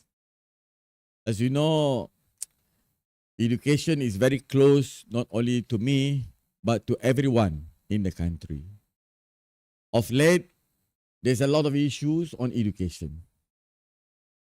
I've just read the Economist journal a couple of days ago, which mentioned that if you know the Vietnamese, previously in 80s, we call them the boat people, orang perahu.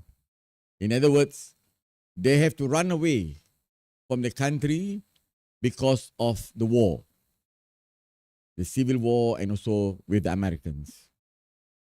And they have to come over to Malaysia, and some of them might not able to make it because boat to karam on the way. But amazingly, the World Bank mentioned that the Vietnamese school are among the best in the world now. They even overtaken the British school, the Britain, and they're on par with Singapore and all the established school in the world. And of course, because of that, is a definite answer that we are left behind with the Vietnamese. Where we call them boat people previously, now I told them, I jokingly tell them that we are also a boat, but a Titanic boat which sink already.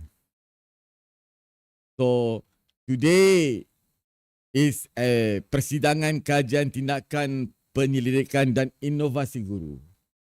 It's a very important meeting that all of you, especially teachers, come up with some form of new ideas. Not only in terms of teaching, but how to revolutionize the standard of education in our country.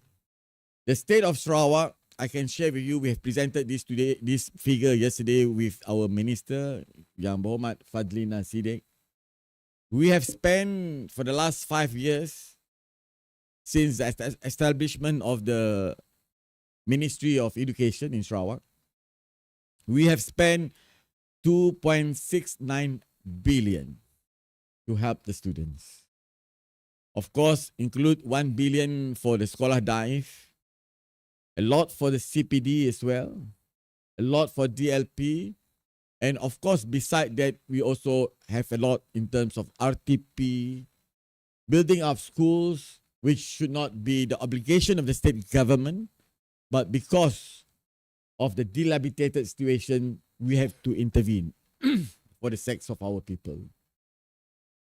So it is a very important issue now on education. The results has come out, the SPM results. Some, of course, question the reality of the results. The STPM results also come out. There are improvement in terms of people who get A's, in terms of got 4 flat. But I have taken a different approach this time. I don't want to give a anugerah cemerlang to any more students. To me, that is the cohort of students that we should give them some form of appreciation But to me, they are already there. Whatever they decide, they will able to move on in the academic. More importantly, is the 3/4 of the students who do not perform well. And this will create a lot of problems to the country as well as to the nations. And of course, more importantly, they will never get out from poverty. So that's why I told them that I will not give any more to cemerlang student, but to everyone yang dapat masuk ke universiti ataupun ke further their studies. I will give them some form of assistance. That will be meaningful to everyone, rather than just giving something specifically to an excellent student. In terms of tindakan and penyelidikan and innovation, my only hope that all your hard work, I know I've been involved in a lot of research, and also our ministry now have some council, what we call Sarawak Research Development Council, which you can apply in future. I know that there's a lot of work to do kajian tindakan, to do penyelidikan, and of course to come up with ideas in order to produce something that can change what is not good to a better one, or to improve something that we want it to be much better. This takes time, takes some form of passionate, and of course, a lot of sacrifice. When I did my research on cardiology, you know, we sometimes have to come on Saturday and Sunday to do beside our working hours. So this is a sacrifice that a researcher that have to, and because of that, what worries me is we have so many of these good ideas. Whether the ministry or the system that we have now allows you to be independently to use whatever you think is good for the students, or we still have to stick whatever the Kementerian Pendidikan want you to do. In other words, tadi dia kata jangan marah.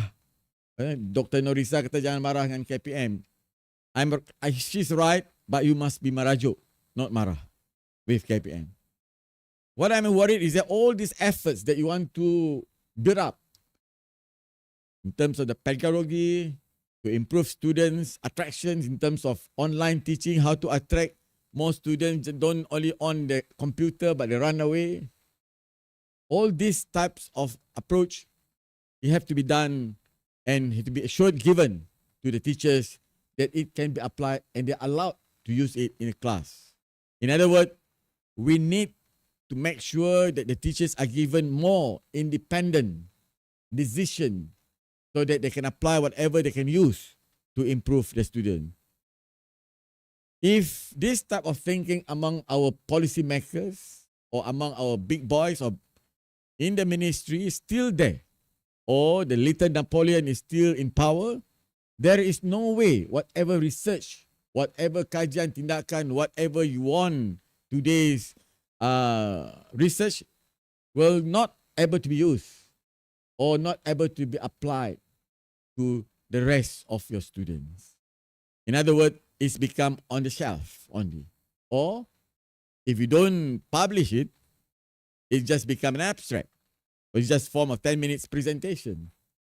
So in other words, there's a long process to do.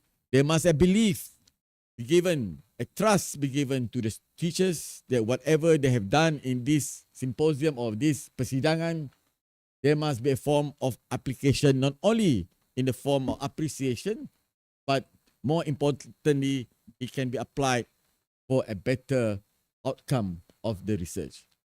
So therefore, that's why I said it's not easy, persidangan, and I'm glad that this is the first time that Sarawak has been chosen to be a peringkat kebangsaan. I know Cikgu David Teo has doing this quite some times for Cebu as well as State of Sarawak. And I have been asked by a lot of teachers to sponsor them to do a few things, to come up with some a ticket for them to present as much as I want to help, but I might not able to help every one of you. but more importantly, we have to make sure that whatever you have done, whatever kajian, tindakan, and penyelidikan, and innovation that you have in mind must be able to be accepted by our policy makers, by our big brothers, so that this does not be a waste or just not be applied for the benefits of education in the country. I think I would not like to speak much today, but I would like to congratulate all the organizing committee for able to bring all the teachers as well as speakers from all over the nations. And for those who able to win whatever category they have today, I would like to congratulate and keep on moving. A research is not only a one-night business, but as long as you are really into a research, you have to move on and make sure that your research will not only benefit the students, but more importantly, for the whole nation and for the whole world. Thank you very much. Sebagai simbolik perasmian penangguhan persidangan, Majlis Berjemput Yang Berusaha Dr. Menjalan bin Sulong, Encik Ahli bin 𝗶𝘂𝗵, Dr. 𝘂𝑚 dan Encik David Tiawu untuk mengiringi Yang Berhormat Datuk Dr. Anwar bin 𝗍𝗏𝗍 di atas pentas dan menyentuh ikon pada skrin bagi menyempurnakan Majlis Perasmian Penangguhan Persidangan Kajian Tindakan, Penyelidikan dan Inovasi Guru Peringkat Kebangsaan 2023.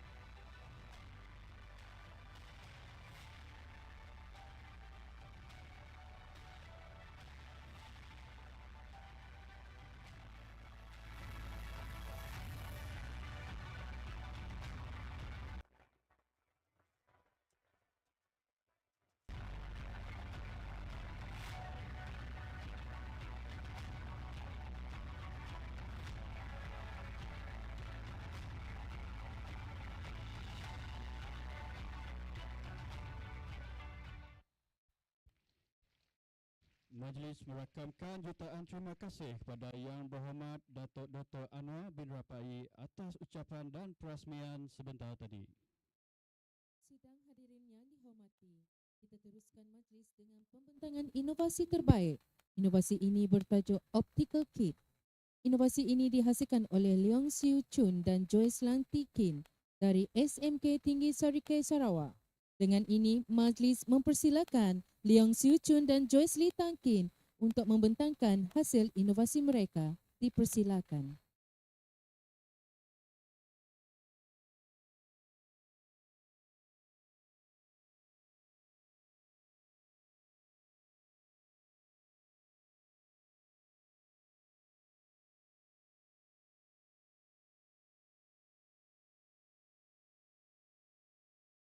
A very good afternoon to everyone. I'm sure everyone is hungry by now. So let us make it quick, all right? So we are from SMK Tinggi Sarike. I'm Joyce and this is my colleague, Mr. Leong. So we are here to introduce to you today our kit called the optical kit. So actually this optical kit is fully printed, 3D printed, and it is designed by us. All right, so how does this optical kit arise? So the background is students are asked to conduct the true experiments using the conventional method.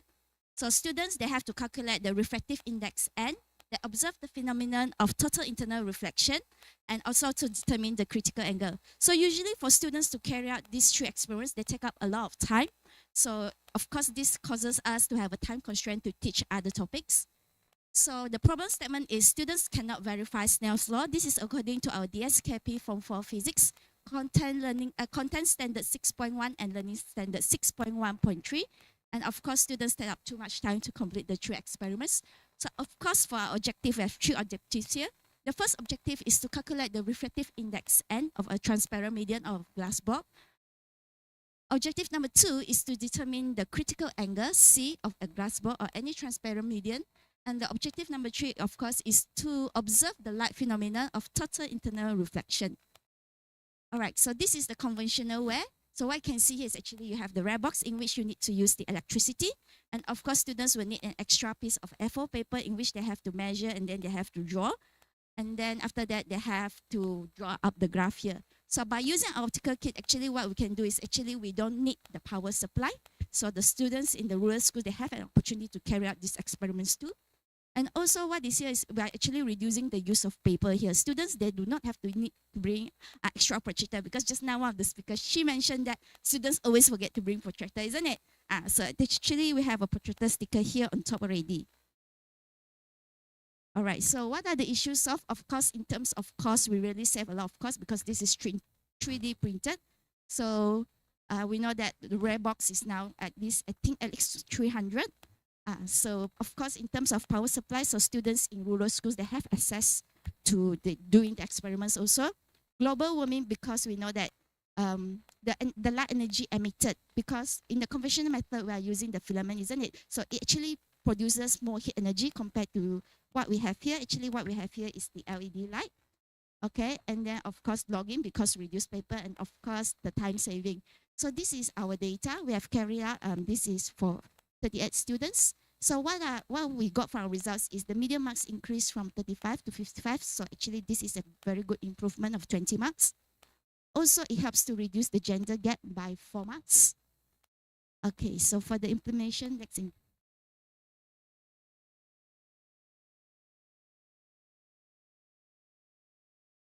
Okay, I continue with implementation. For this one, For this one, we still use the conventional method. It consumes times to measure I here, angle of incidence, and also angle of refraction here. So we can complete this experiment with it 1 to 3 minutes because we just need to switch on this optical kit here. Then we can do it directly, and we can adjust the angle of incidence easily. That's why we can complete this experiment within 3 minutes compared to 25 minutes. Okay. Then after that, by placing the glass block, which is in the same side with this incident ray, then we are going to measure the critical angle and also observe the total internal reflection. All right, next. Okay, this is the table of result. Table of result for the students to tabulate your data. After that, they need to produce a graph like this so that they can calculate refractive index of the glass block. All right. What we can see here is by using conventional method, we have a lot of errors here. If this point is too far from the graph, it means that the bigger the error. That's why we have a lot of errors here by using conventional method. If we use the optical kit, it's quite accurate. As you can see here, the points here are on the straight line. It means that the data, the results of the student is accurate. That's why they can get refractive index of 1.52 here. That's based on theoretical value. If we use this one, they are going to get N, which is equal to 1.67, which is too high compared to the theoretical value, which is equal to 1.52. Next, as we can see nowadays, the power pack that we buy is cost us around 300 ringgit. But last time I bought it 10 years ago, it's around 240 ringgit. So have a look here. By conventional way, I need to spend 300 ringgit for one student. So, one student. Then if I use the optical kit here, then I need to spend 70 ringgit for the optical kit only. Right? So we can save cost in this case. What else?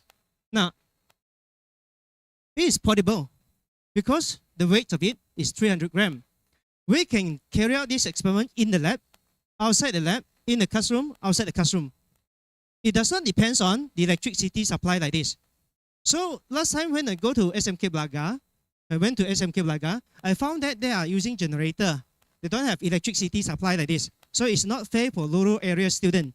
So this product can be used in rural area student, rural area school, urban school, outside our state, outside Sarawak, and outside Malaysia.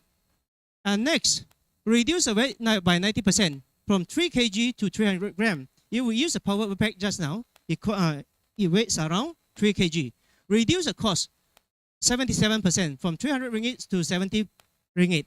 Reduce time by 80%, 25 minutes to 5 minutes. I can use another 20 minutes to teach the student on theory, or I can explain. I can discuss with the students on the error that they produce.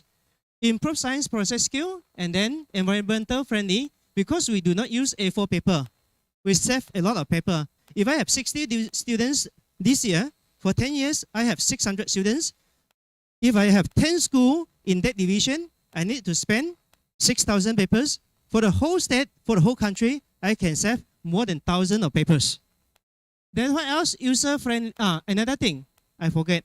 I use LED light bulb inside it. LED has an efficiency of 85%, produce less heat.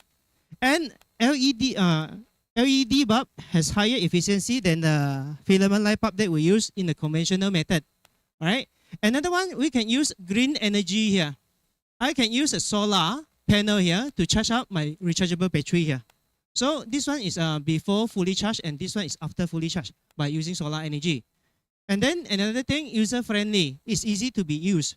And also improve the results by 20 marks from 25 to 55 marks. And it's electricity independent. So for rural area school, then students there, they can conduct this experiment. So we can reduce the gap between the achievement of rural area student and also urban school student. Okay, the other one is boost the, it can be used to boost the high order thinking skill among students. Reason, they need to know one of the skill in high order thinking skill, that is analyzing. So if the students have high thinking skill here, they know that for the first experiment to verify Snell's law, they need to put the glass block at the opposite side with the light emitter here.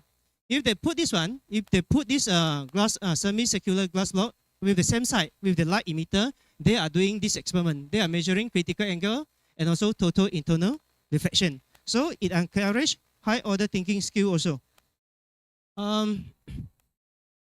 Other advantages of it, earlier interest and also exposure to science can increase the interest. Secondly, boost the confidence of pupils towards hands-on activity. Third, better understanding of topics. And lastly, attract pupils as the LED lights and also the cover of optical kit can be varied. I can use green LED here. I can use red LED here to produce different type of lights. So this one can attract their interest towards this subject here. Sorry to say, if I repeat this, these are the advantages of it. This is first one, second, third, fourth, fifth, sixth, seven, 8, 9, 10. We have 10 here. So continue with this. I think we have 14 advantages for this innovation. Okay, I have patented it through my iPod. This is the fourth patent for me. I failed in the first one.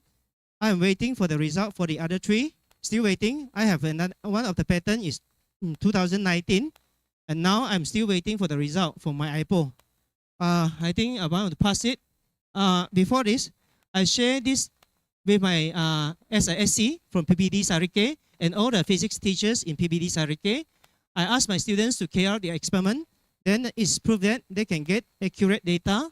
I have a session with my lab assistants in school. So, and then this is the finding from it. I pass it to Cikgu Joyce. All right, so these are the responses that we've got. So as Mr. Lee have mentioned just now, we have not only carried out in our school, but also in different schools and also different districts. And this is the response, whether is optical kit easy to use. And we can see that 87.5% agreed that it is easy to use. And then, of course, it is easier for teachers. 87.5% also agreed that it is easier for them to teach about this topic. And then improvements so far, they have not given us, but so far we have all received positive feedbacks from all the teachers and educators. So conclusion is this optical kit, it is intended to boost student interest and confidence in science, as well as to facilitate the transition to green labs, as no A4 paper is necessary during these 3 experiments. With that, thank you. Terima kasih kepada 𝘉𝘢𝘀 dan Joyce Lee Takin atas pembentangan inovasi yang sungguh menarik itu tadi. Semoga perkongsian inovasi tersebut dapat memberikan manfaat kepada semua.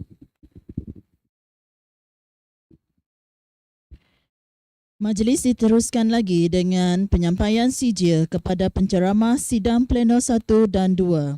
Dengan ini, majlis menjemput Yang Berhormat Datuk Dr. Anwar bin Rapai, Timbalan Menteri Pendidikan, Inovasi dan Pembangunan Bakat Sarawak, diiringi oleh Encik Ali bin 𝗔𝘗𝗵, Dr. Yeong Siu Ping dan Encik David Teo Wu untuk menyampaikan sijil.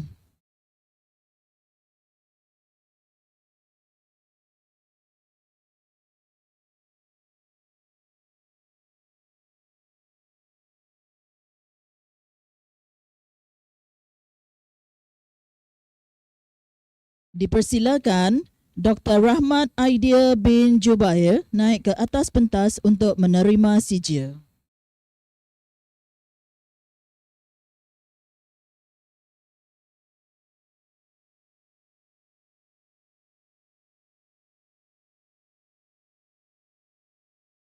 Seterusnya, dipersilakan Dr. Corina Abdul Talib untuk menerima sijil.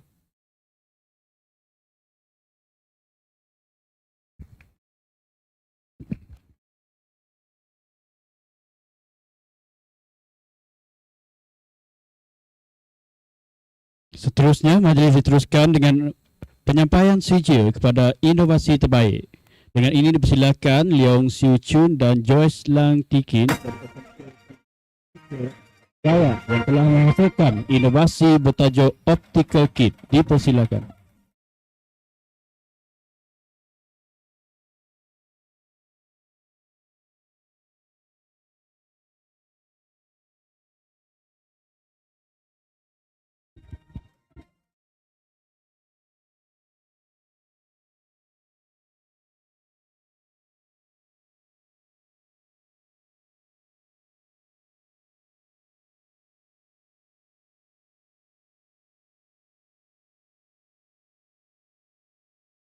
Hadirin sekalian, majlis diteruskan lagi dengan penyampaian pingat kepada peserta yang menyertai inovasi kali ini.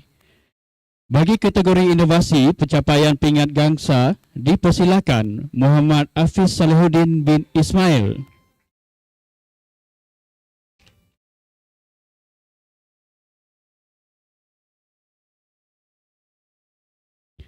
𝗑𝘦𝘳𝘢𝘴𝑙𝑒𝑐𝑡𝑖𝑜𝑛 anak 𝗍𝑃𝑆,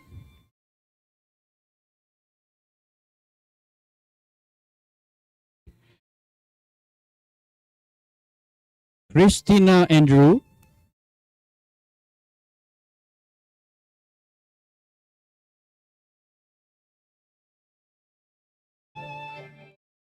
Stanzi Sujin,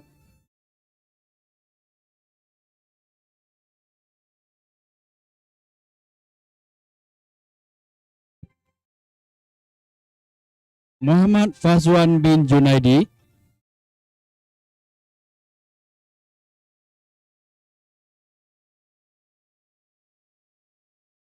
Nora binti Samad,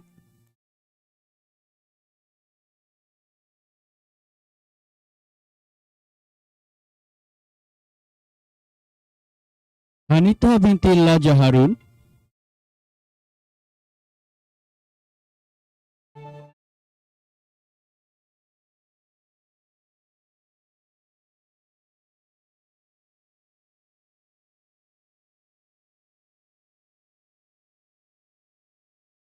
Wong Miling dan Dr. Roziah Muhammad Ali.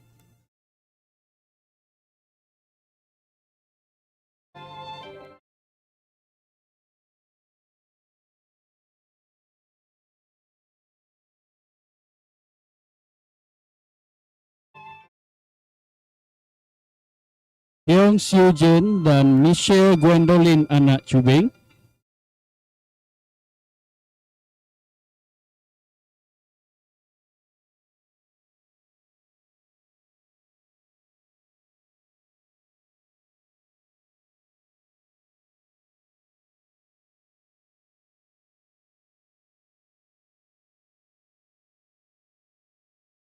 Nuraidah Amilah binti Muhammad Hanim.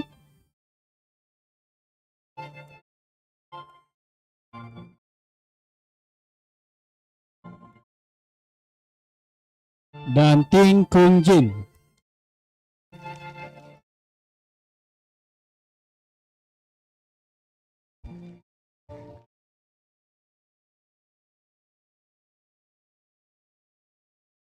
Seterusnya, bagi kategori inovasi pencapaian pingat perak dipersilakan Muawiyah Al-Murtado bin Nina Purnama Alam dan Anissa Syahida binti Idris.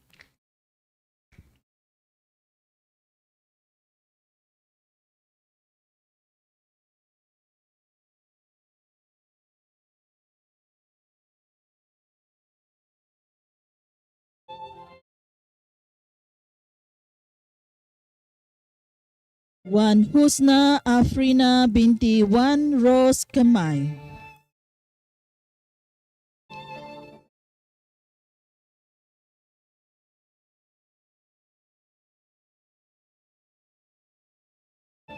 Dayang Masnah binti Zainuddin.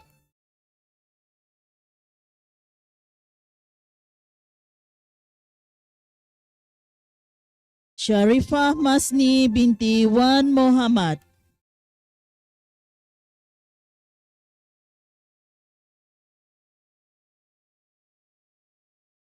Mastura binti Muhammad Ali dan Muhammad Taufik bin Razali.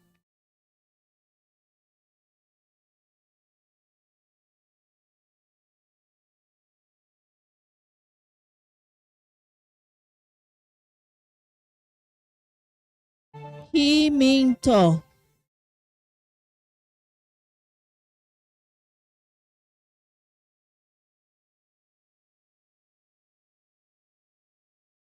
Ling Yung Fu.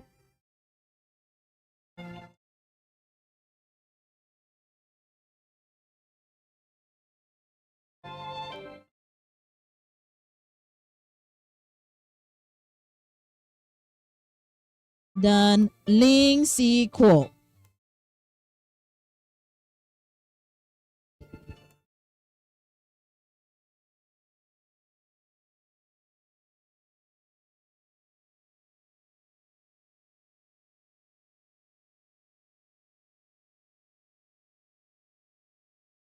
Dan Teng Xiang Yin.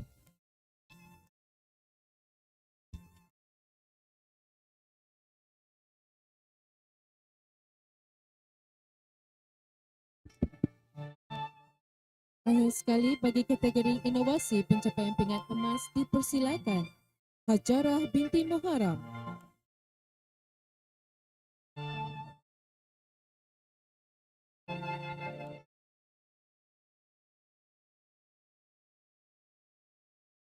Tang Mile.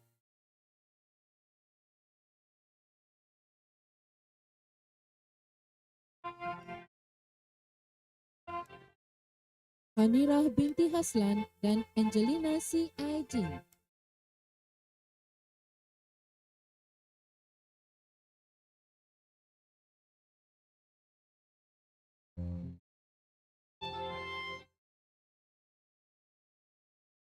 Leong Siu Chun dan Joyce Lang Tiki.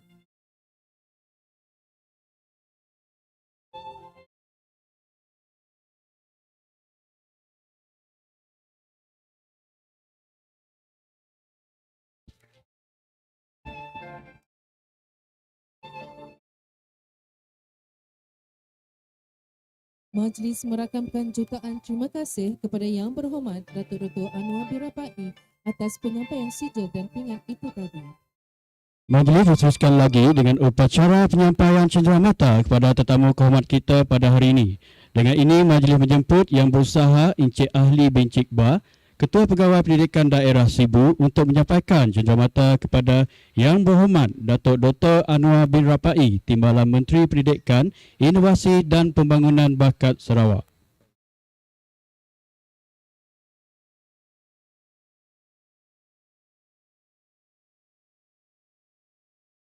Majlis mengucapkan terima kasih kepada Yang Berusaha Encik Ahli bin 𝗂𝗃𝗏 atas penyampaian cerah hati pada Yang Berhormat Datuk Dr. 𝗍𝗲𝗵𝗵. Sekali lagi, majlis mengucapkan setinggi-tinggi perhargaan kepada Yang Berhormat Datuk Dr. 𝗍𝗲𝗵𝗵, Timbalan Menteri Pendidikan, Inovasi dan Pembangunan Bakat Sarawak atas kesudian hadir ke majlis kita pada hari ini. Umpama mendaki dah pun sampai ke puncak, umpama menghilir dah pun sampai ke muara, umpama berlayar dah pun sampai ke pulau. Hadirin yang dihormati, majlis telah pun sampai ke penghujungnya. Sekali lagi majlis merakamkan ucapan terima kasih kepada semua tetamu kehormat kita dan kepada semua yang hadir seterusnya yang menjayakan majlis pada hari ini. Sebarang kelemahan harap dimaafkan. Segala kerjasama sangat dihargai. Terima kasih sekalung budi, kenangan indah simpanlah di hati. Semoga kita berjumpa lagi. Sebelum berpisah, majlis menjemput semua tetamu kehormat dan warga Dewan untuk mengambil gambar bersama-sama di Dewan ini.